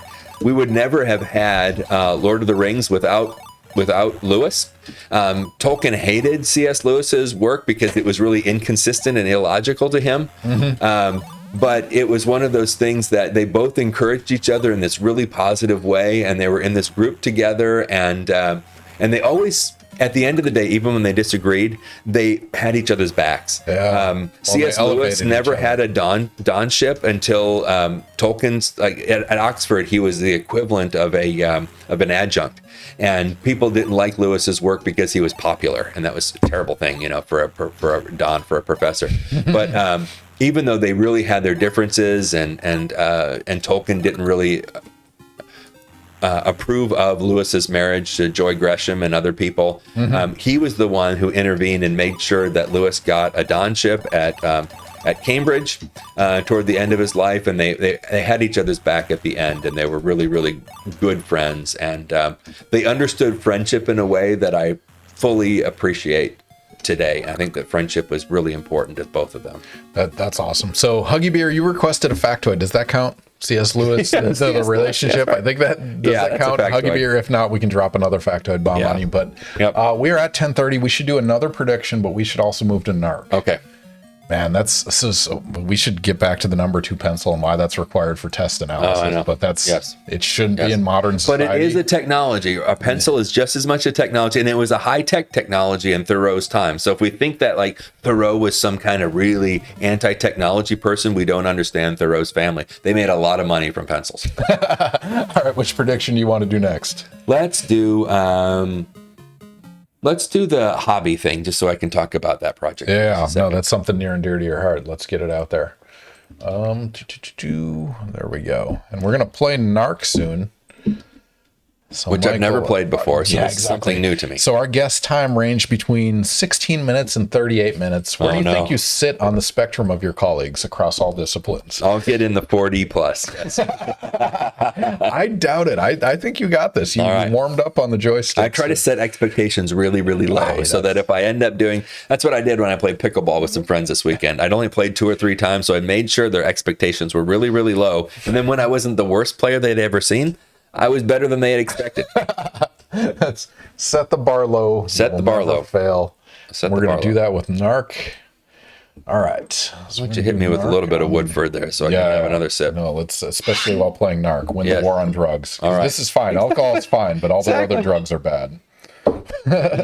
Anyway. Sorry, that's a diatribe for another time. Go Haku, redeem, take a drink. So cheers, Michael. All right. This is perfect timing. We're going to start some NARC. Michael's going to compete against his colleagues. But yeah, this has been good. I'm glad you suggested this. That's fun. Woodford is my favorite. Dr. Custer, winners don't use drugs. Yes, exactly. All right, so before you press start, I'm going to get the clock up. Oh boy. Before I do start the prediction. So remind me, I have to jump and shoot the boss at the end. Is that what happens? Yeah, I'll walk you through steps as long as we go along. Okay. Sorry, I got to get this timer set up. Do you want to see that? You don't have to see the timer. It's up to you. No, that will make me really paranoid. All right, I'll put the timer over here. Yes. They're going to see it on the screen. Okay. But yeah, far too proud. Yes. NARC is a game that we play on the stream. It started out as a joke and then became a tradition. It's like 70 of our 85 guests have played this game at the end of the night, and we time them beating it. All right. So every one of our guests gets to play this game with infinite lives, infinite rockets, infinite bullets. But I'm going to give you the lore because you like backstory. I do love video backstory. games. So are you ready for this? This is 1980s pinnacle video gaming. Okay. You are Max Force. Your mission: bust Mr. Big and destroy his dreaded criminal empire. Seize all contraband, stolen money, illegal weapons, use rocket bombs, high-powered machine guns, apprehend all suspects, protect the innocent, punish the guilty, and stop at nothing. All right. Written and directed by Nancy Reagan. You're going to win the war on drugs Reagan. tonight. Nice. Yes, exactly. Just say no. Just kidding. Don't believe anything we say on the stream. Yes. We are not experts in anything. Yes. Anyway. All right. So this is NARC, ladies and gentlemen. This is a bargain bin game for the NES. This is literally what you would buy for $5 walking out of the Blockbuster back in the day, and one of my favorites when I was a kid. So, Michael, go ahead and press start. And as soon as you gain control, you are this controller. Oh, different controller. Oh, boy. NES. All right. So you're playing on the original Crippler, the arthritic-inducing rectangular controller. Nice. Misadventures. NARC is right. Exclamation points are necessary. As soon as you hit the ground, timer's on. Right. Walk right. Go as fast as you can. Find doors. Tapping A gives you rockets. Holding A gives you bullets. Tapping B gives jump, and holding B is a squat. You're walking right and finding doors as quick as you can. I'll hopefully walk you through points as quickly as I can as it progresses. In the meantime, we're going to put up a prediction right now related to composition and Michael's hobby in this case. Which of Michael's hobbies was turned into a project for FSU Europe, which Europe is undergrad research opportunity program. Yeah. And so the question is, which one of these hobbies actually became a research project for students at Florida State University? Was it collecting postcards or collecting movie posters? Yeah. And just a little background on this a little bit. Card. Okay, good. Go right, find a door. Yeah. So, undergraduate research opportunities are a lot about, oh boy, how do I get the dog? Does the dog just get me? Yeah. Okay. Before you go to that, Dr. Cusker, if I were running this show, I'd be forcing everyone to play Simpsons Arcade Game by Konami. Oh, yeah. Next time Michael's on, we will do Simpsons Arcade Game. Anyway, sorry. Right. Okay. So don't answer yet. You guys have about a minute. If you want to add anything to this question, which hobby turned into a project of our FSU undergraduate research usually comes from the sciences, and it was a way to get especially women and minorities involved in sciences and so forth. And yet, one of the things that we try to do in English is show that we actually do research, even though research doesn't look like some of the experimental or other kinds of research. So I've gotten involved for many, many years in the FSU UROP program, and I've had really smart students work with me. Mm-hmm.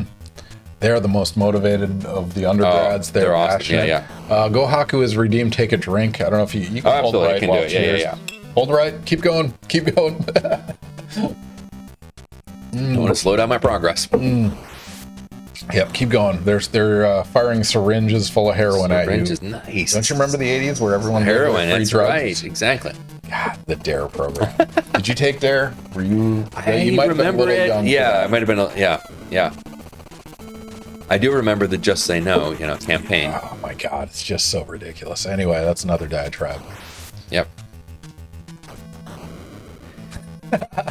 I'll be here, and if there's any way to join remotely, I'll play the hell out of some Simpsons arcade game. Nice. Dr. Cusker, if you send me an email and you have a green screen, there are ways to make that happen. Okay, so Jason, you've got to get him on. in this one, you're going to have to shoot them with bullets at close range. Oh, okay. So hold the shoot button. The Hold guy's it. in black. Yep, there it is. Blue card. Grab that thing. Go up to the door. Key cards. Put it in the slot. Go through the door. Perfect. Thank So that's an RNG, which in the speedrunning community is random number generated. So you have a 1 in 8 chance of getting that card, and you got lucky. So congratulations. I need a little luck here. That's where most speedruns end. We talk a lot about the amount of luck in games and how that I talk with my kids about this. Like, I love games that have some skill and some luck involved. And so chess is like the ultimate skill game with no luck, and then something like Candyland is only luck, right? Yeah. And so trying to figure out what the right combination is at what stages of your life. Yeah, just keep on going. Yep. Keep it Nope. going. You're wasting time. Wasting time. You're going to be judged by your college. You're the That's first right. representative of English. So Oh, no pressure. Oh, no. This is a bad sign. Oh, Nope, my keep goodness. going right. Don't even shoot him. Yeah. Yep. Oh my God, we have redeemed Take a Drink by Go Haku and Lori. So All right. we have 2. Cheers. Cheers. You're going to come up on a car sometime soon. Okay. You're going to jump in the car, stay on the bottom of the screen, and go, and you're going to blow up on bombs, and that's fine. Keep going right. Okay. Oh my God, that's 1 drink. Thank you, Go Haku. Thank you, Lori. NARC Drink and Drive. She always hits the drink while we hit the car. So, All right. So cheers. Cheers. Michael, cheers. Lori, hopefully I have your drink in hand hanging out. I promise I'll respond to your email at some time. I was hoping Bridget would respond first because she's the rate limiting step on that. But I'm up for the TA session if you are. Lori is our graduate advisor. Nice. So Nice. yeah. Be ready to take a drink the moment I get these standard internet points. Jump over those are garbage cans, believe it or not. What's the jump button again here? B, tap B. Tappy. Yep, there you go. Physics. So All I'm right. dealing with 2 buttons, but one is a tap and one is a long hold. So Yep. this is a little different for me. Yeah, so anyone not familiar, you have 7 frames on a 60 frame per second game to get the rocket or the jump, and then the rest, if you hold it longer than that, it's the squat and the bullets. So I know more about this game than I ever should. Cuddle Puppy, do you want to tell them why, or should I?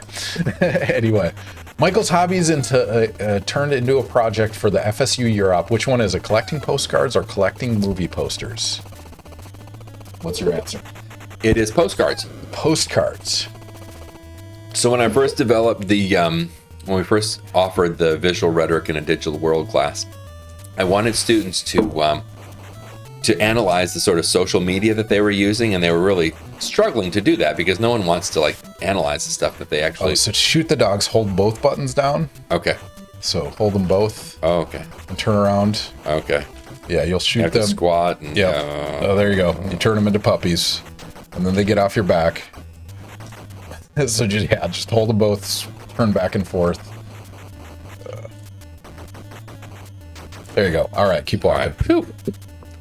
I've got to way be over the 40 seconds now. Is that what the average is? 40 seconds? No. Is that what you no, said? No, 16 minutes. Oh my goodness. Oh Yeah. my goodness. This World is long. records is 9 minutes and 4 seconds. Oh, jeez. Record for our guests is 16 minutes and 24 seconds.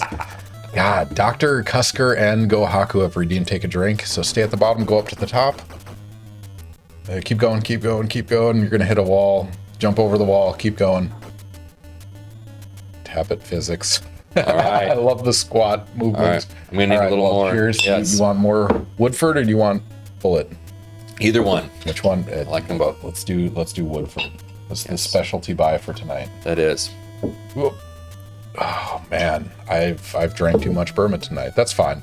So the story about the postcards is that I was trying to get students to engage in social media and think about them, the visual aspects, especially the multimodal aspects of what's happening in whatever social media they're using. And they were struggling because they didn't really want to engage in So the jump in this and stay on the bottom of the screen.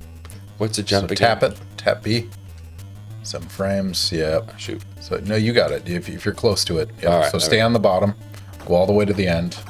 Then you'll jump out. Well, it'll blow up because that's physics, Nintendo. Oh no. Oh no. Yeah, think about that. Yes. Load your car. Yes. To jump over that. Right. Perfect. Oh man. And so I love postcards because my my grandparents sent me postcards when I was a kid, and I was collecting some, and I put them in a little photo album or whatever. So I had a hobby of collecting postcards, and I met a guy in my neighborhood who was a World War II veteran, and he, with his son, had collected postcards for a really long time. And so he was selling them on eBay or some other kind of online sort of sales place. And so I had this idea that I wonder if they could see postcards as an early form of social media. And so interesting. There were two, and we were looking at the multimodal. That door. Thank you. Oh yes, you're helping me out. Yeah, I'll coach you through this. We're speed running. Yes. All right. So there's going to be a silver card. Sorry, I'll coach you through this before you go back to postcards. I'll remind you. Grab that card, press up through the door, but not too much. Just press it so you just get through and go left. Oh, left. And then hit this key card thing and through the door. Right there. That thing. Hit it. Go a little right, then through the door. Yes. All right. Go ahead. You. Sorry, postcards. So I thought, well, maybe students could think more critically about a social media multimodality, images, circulation, words, combination with postcards. So I had bought about maybe 200 or 300 postcards from just a local collector who was looking at Florida cards, but he was a World War II veteran, and he had collected a lot of postcards from through the door right there, left. So what you're going to do is shoot those Rambo-looking guys with bullets at close range. So it's going to be holding A, but you can't hold it too far away because they won't drop the card for some reason. So you go up to the middle, go left, go up a little higher, up that way. Yep. Bullets on those guys. And eventually one will drop a green card. Okay. So shoot the white guy and then go back. Shoot him with bullets that's holding A. Back that way. So you'll have to kill him. This is stupid Nintendo rules. So yeah, go this way and then hold A when he shows up in the middle of the screen. Oh, God. So yeah, kill him, go back the other way, and then bullets. Hold A. It only works with bullets for some reason. And you can't be at the bottom of the screen or the green card won't drop. Yes, this is ridiculous. Oh, there it is. See that little thing? Okay, I got it. Perfect. Yes. There you go, green card. Yay. That's another RNG. This is the bane of speedrunning. Are you familiar with speedrunning? Have you heard of this? No. Just beating games as fast as you can. Okay, fun. So like 35 years later, people have beaten Nintendo like Mario in 4 minutes and 53 seconds. Yes. Yeah, and so those are speedrunning strats of this game. Because I'm the former world record holder in NARC speedruns. Nice. It started as a joke, and then I committed to it. So now I know more about this game than any person should. Awesome. But it's former because I trained the other guy how to beat me. Okay, good for you. All right, so back to the postcards. I apologize. So students did this amazing work with postcards that was so much more sophisticated and interesting than what they had done with their own social media work. And so I had two graduate students at the time, Stephen McElroy and Catherine T. Bridgman, who just said to me, well, you're just bringing these, like, I was literally bringing shoe boxes full of postcards into my classes. And see what I need to do here. Just right through that door, right there. Thank you. And then you'll go to the end card slots. You have the cards, so just go right and find the card slots. Good. Sorry. So they said, well, what if we made a digital archive of this? And so they found Omeka, and which is a freely available archival source, and they said, well, what if we made your shoe boxes into sort of we could develop the metadata, and we could teach students about digital archiving practices through. Keep going. Yeah, thanks. So we can teach them about digital archival practices through through using these postcards, and so they could develop maybe 25, 30 metadata points for each of these postcards, and I used it in my digital rhetoric classes, my visual rhetoric classes, and digital rhetoric classes. And then all of a sudden I realized when they put out these UROP invitations that maybe I could do something. The two buttons, right? Yeah. Okay. Yep. So you have the card. Just go to that. You're good. All right. using your up students to go forward. Yeah, and they loved it. The older technology was something that they had a way to get sort of a hold on that they wouldn't be able to do with their more contemporary sort of social media projects. And so they did such smart things. So we created the FSU card archive, and it was a digital archive that we include postcards and other maybe like stereo cards and other kinds of cards. And so I've started training students to do metadata entry. But more than that, what it allows us to do is it allows us to do exhibits. So I talk about this as like museum exhibits, where so I talk about it like, so if you're a museum curator and you get a box of artifacts, you still have to like exhibit them for people who are interested in. All right, sorry to interrupt, yes. But you're coming up on a boss, so you got to shoot the guy in the wheelchair with a rocket. Okay, and a rocket is what? That's holding the tap down? A. Tap A, yep. So you're going to tap A, yep, that. So kill all the things on screen. The guy with the wheelchair will show up. Fun fact, every 2 weeks I have to utter the sentence, you have to shoot the guy in the wheelchair with a rocket. It's really bad. Disability studies work. He's Exactly. Mr. Big. We read the lore. So Yes. go back this way. Okay. Past the picture, he'll show up again. Okay. So you just need to tap rockets until you hit him, either accidentally or intentionally. Yes, that'll Keep be that this accidental, way. I think. Yep, there you go. I got him. No, No. not yet. You'll find it. He'll worm. So kill the guys on screen, Okay. and then he'll show up again. There he is. Hold it, Yeah, right? a little easier. Nope. So you're going to tap A. Oh, tap it. Yep. So very gentle touches of A. There you Yeah, go. So there we that's one. So Okay. That's one. Oh, no. you have to do it twice more. Okay. Cuddle Puppy can live the plot of Rocky 5. Now that's some quality literature right there. So I don't remember Rocky 5. I sort of remember That's where- 1 through 3, but I don't You remember don't 5. remember 4, Ivan Drago? Oh, that was Or right. on, Yeah. beat Okay. communism with one boxing match. Tap. Yep. Yeah, there, exactly. So go right, stay past this like portrait is where you'll find him. Oh, that was pretty close. Like you just need the blast radius to be reasonably close to the guy. So Rocky 4 was fighting the Russian. Rocky 5 Yes. is protege. Oh, Picked a fight with him. okay. I don't know why that's Rocky 5 related. The guy I trained to beat me. He was the Yeah. former world record holder, so I don't feel bad. Oh man, this is it. Dog. Though. It's this and then the big head, and then you have one level after that, and it's all done. All right, if you guys have questions for Michael Neal, he's happy to answer those in the last, 12 minutes of the stream. That's number 2. Congratulations, blow up some dogs, make them into puppies. My thumb is going to be sore tomorrow. Oh yeah, I'll tell no, you that. this is arthritis-inducing gameplay, but hopefully brings back the good memories. Oh, it totally does. Love that. What a But treat. beyond that, if you guys have suggestions on who we should raid, preferably education-related streamers, maybe somebody new. Oh, that's perfect. Okay, Right. go back to him. Left. Yep, right there. He'll drop a key card. Go. Yay. There we go. Maybe you lived Rocky 2, but you are Apollo.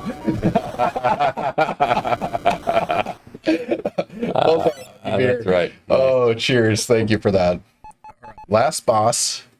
So we're going to go to the top of the screen. You got to do the jump rocket in the hat, and Okay. then rockets to the face. Remind me what jump rocket is. So B is the jump button, and then Okay. A is the rocket. So you're going to have to go to the top of the screen. It's easier if you go to Okay. the top, because then his tongue can't hit you, because that's what drug dealers do, is shoot tongues at you.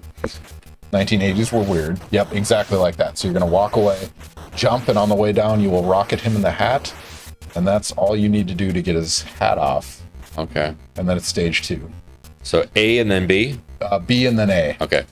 So yeah, I would recommend walking away, standing still, turn back, jump, rocket.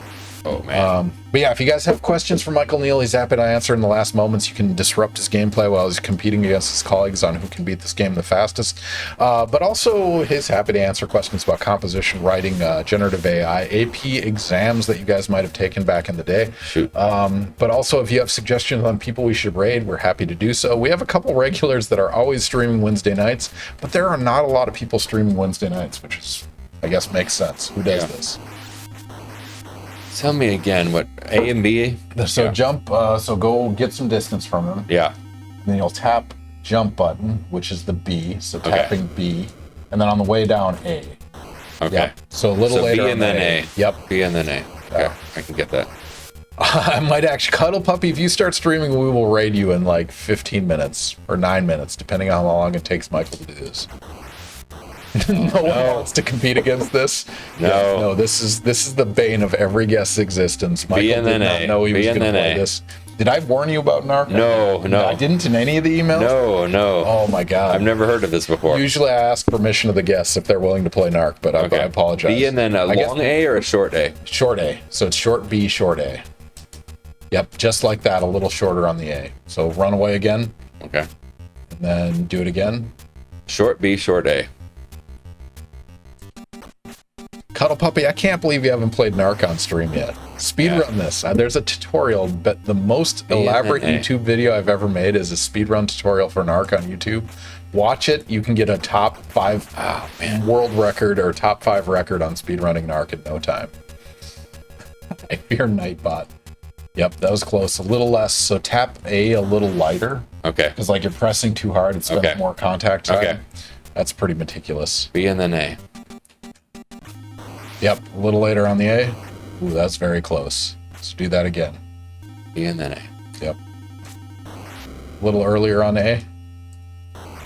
Ragsloth Brock has highlighted a message. You got this. They use their internet points. They're supportive. Your child, despite you not earning a letter in high school, you can earn a letter right now, winning the war on drugs. Oh man, this is gonna be painful. I think. All right. No, this is the rate limiting step. So you're doing fine. Okay. If you get this short step, A, short B, short A. Yep. Oh shoot. So a little less. Don't press as hard on it. Too anxious to hit the A. Okay. B and then A. Renslens, back to AI. How might we prevent the universalization of an image or a narrative? I mean, that's a problem, right? If everyone uses the same AI, then all of a sudden we're thinking the same, is what I think that universalization means. So I think what's going to happen on some level is that it's not going to be universalization. Okay, so you got the head off. All right, so you're going to I got it one time. Shoot him in the face with rockets. Which is just the B? Just tap A. Okay. All right, now you're going to go down between these two black lines, and you're going to shoot bullets. So that's holding A. And while holding A, just move up and down a little bit. That'll do it. Okay, so walk away, stay between those two lines, move up and down, shoot bullets. And do this while answering about universalization of AI. Yeah. Jesus Christ. So one of the interesting things to me, so one of the things that I show, hold down A or, Hold down A, so bullets, yep. Is that at some point it's going to be more customization. So one of the things that I do when I'm first introducing AI. So hold A, bullets, yep, and you're just going to move up and down between these black lines, yep. So walk away, hold A. You have infinite bullets, so you don't have to tap anything. Yeah. Contra. Ethanol is correct. I'm like 7 drinks in at this point. So when I introduce AI initially, so hold it. Yep, bullets is what you want. I see. You can't so do it. Literally hold it. Yep. So walk away. Oh shoot. Get some distance. Yeah, and then just hold. These two black lines. Hold A and move up and down a little bit. I know it's dumb, but this is Nintendo, and that's how it works. Yep. Just like that. And you're going to do that over and over again. And eventually, it's going to burn the vertebrae. Good deal. Good deal. That's helpful. Universalization. So when people are coming in to my class, I'm playing Beethoven's 10th Symphony. And I don't know if you know anything about this, but Beethoven wrote 9 symphonies, and a couple other classical composers wrote 9 symphonies. They didn't write 10, but Beethoven had notes for a 10th symphony. And so AI is trained to, with his first 9 symphonies, and then the notes that he's making towards his 10th symphony, to write this new symphony. And the question is this Beethoven's 10th symphony or not? Is this really? Yeah, I've seen that. And so what all it's that the point is basically that you can train AI in someone's specific style. And so I think eventually, right now, it's all just very standardization. Oh, there you go. You got one of them? Yep, that's perfect. And eventually, like I could put in my articles and my books and basically teach the AI what what my voice sounds like. Yep. So instead of being trained on everyone else's voice and making it sort of this generic sounding voice, eventually what AI is going to be able to do is train on individual people's voices, right? Including, musicians or art. You can already do this with like art, right? So we know that you can say, do the FSU fountain in the Picasso style, right? And this kind of thing. So that happens in music as well. That can happen for writers. Oh, there you go. Bob, go right. Nice. Finally. Oh, man. So right now it's this very generic. Dr. Custer has the best comment. Finally, a discussion of Beethoven over NARC on the NES. 7-year-old you think it's exactly critical. Go right. All right. Find the door. Find the door.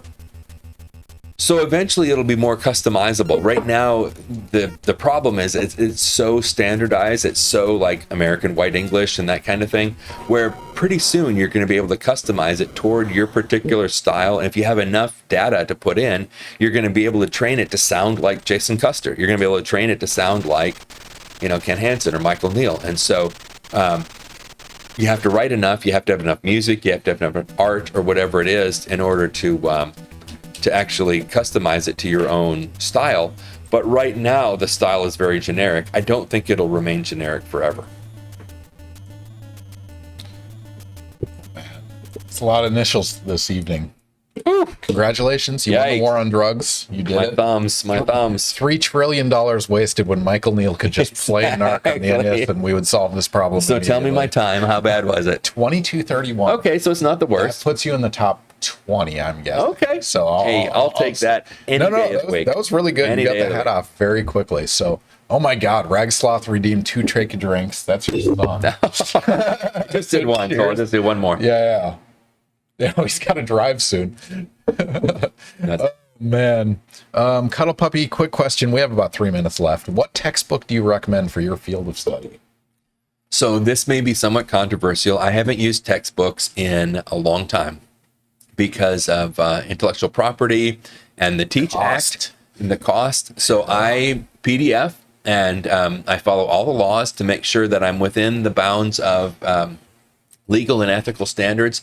And I make my own reading list in Canvas through online materials, through doing one chapter in different books and so forth. But I do love textbooks. There are some really great textbooks out there. In our composition program, we use a really, a good book and a good handbook that one of my colleagues, Kathleen Blake Yancey, has helped write. And so I'm not, personally, I don't have my students write or buy textbooks because they're so expensive and the editions come out so often. So I can't, off the top of my head, just give you a textbook. But I haven't done a handwritten project in 20 years, and I probably haven't done a textbook in at least 10 years. That's a fair critique. The other comment we just saw, write me a song about fire trucks with the lyrical style of Dr. Seuss, but the musical style of T-Pain. Huggy Beer, I just put this in ChatGPT 3.5, and there's your answer. Oh, let's do it. In a town so far where the streets twist and turn, lived a jolly old fire chief so eager to learn. With a hat so bright red and a coat to match, he'd zoom through the town, not a second to scratch. Oh, that's great. Not bad. So I was up in Nashville for 4th of July, and T-Pain was downtown Nashville, a Tallahassee guy, doing his thing in downtown Nashville, which is a big music scene, of course. And so that was a big deal, I hope, for him, and I hope he got a lot of good attention from that. Oh, man. T-Pain, yeah. Thank you for that. Dr. Custer said, maybe a good overall call would be naming what we know, threshold concept for writing studies. Also, you've written a book. So it was a number of years. It wasn't a textbook necessarily. It was a book about digital text and technologies. And my arguments overall is that we're using technology in ways that are least effective for education. And so I'm an advocate for technology, but not for the ways that we're often using it in educational settings. And so it's more of a trade book that is more for folks in rhetoric and composition. And so, sorry, I had that in there. Writing assessment and the revolution in digital text and technology. Is that? Yeah, that's the book. Yeah. Teacher College Press out of Columbia. Yep. and I'm working on another piece. It was going to be a larger book about different technologies, but AI has become such a predominant issue in our field that what was going to be a chapter is now becoming the full book on how I'm thinking about this now. And the revolution, Revolution, digital text and technologies. Digital text and technologies. That should be enough, right? Yeah, that's it. There it is. Writing assessment. Sorry, yes. I got that wrong. All right, so here's a link for you guys in chat, in case you want to buy that. Mm-hmm. Michael will literally get like 0.001 cents. Exactly. You get residuals. You get every once in a while. I make dozens of dollars. Exactly. On my books. Yes. Oh man, it's like Twitch streaming. It's great. Yeah. Oh man. Lens. Oh, T-Pain is coming to Tallahassee in November. Yes. All right. I think he canceled last time he came into Tallahassee, so we're hoping that he actually shows up. Man, that's great. All right, if anyone has suggestions on people we should raid, please put that in the chat right now. But oh, that's it, Michael. We just crossed. We hit the timeline. Yeah, 11:01. So what a treat. Thank you for inviting me. What a treat to be here and have a chance to interact with people this way. Yeah. Any parting words for the audience? Any profound knowledge bombs you want to drop or advocacy you'd like to sell? Nothing profound other than just like education should be fun. And this was fun. So thank you, Ken, for inviting me to do something that was fun tonight, that I could talk about things that I care about and also have fun at the same time. Yeah, and just to frame this, like, Michael got an email from this random-ass professor in the chemistry department saying, do you want to play video games and talk about your expertise? And then he followed up with, like, predictions, game suggestions. Yes. We had 20 email exchanges to figure out what we were going to drink, what we were going to play, what questions we were going to ask. Yeah. And he said yes. So he's really the lunatic here. I'm not. Thank you for inviting an English professor. I know it's different from what your typical streams look like, but it was a treat to be here. Yeah, no, that was a lot of fun. Thank you, Dr. Cusker, Mrs. You. So yeah, I miss him as well. Cheers. Thank you all for joining. Your questions are spectacular. Man, we got a couple weeks before our next guest. So on August 7th, so that's, what is that, 3 weeks from now? I'm at a conference next week. Not next week, the week after, so I had to delay it a week. Dr. Molly Hermiller. She's in the neuroscience and neurobiology program. She's cognitive neuroscience, episodic memory, brain stimulation, whole brain fMRI. Oh, I'll be watching that. Diversity set of guests here. But yeah, to join us, Molly's really excited about the brain and the brain function, and how you understand the brain function, and how it relates to stimuli and memory formation and things like that. So yeah, in 3 weeks, we will be back with a stream. Sorry, it's not our regular 2 weeks, but I'm at a conference in Boston for 2 weeks from now. Okay. But anyway, thank you very much for joining us. Michael, thank you again for accepting the offer. It's been a really fun conversation. I appreciate the bourbon. Yeah. That has been a lot of fun. 3 hours went very quickly. Yeah, and you won the war on drugs. You got to play Donkey Kong. Exactly. Got to play PacMan was Popeye. It was Frogger, all those fun games, yeah. Do we need a brain to participate? No, you do not need a brain to sign up for a Twitch account, clearly. We've seen most of Twitch chatters.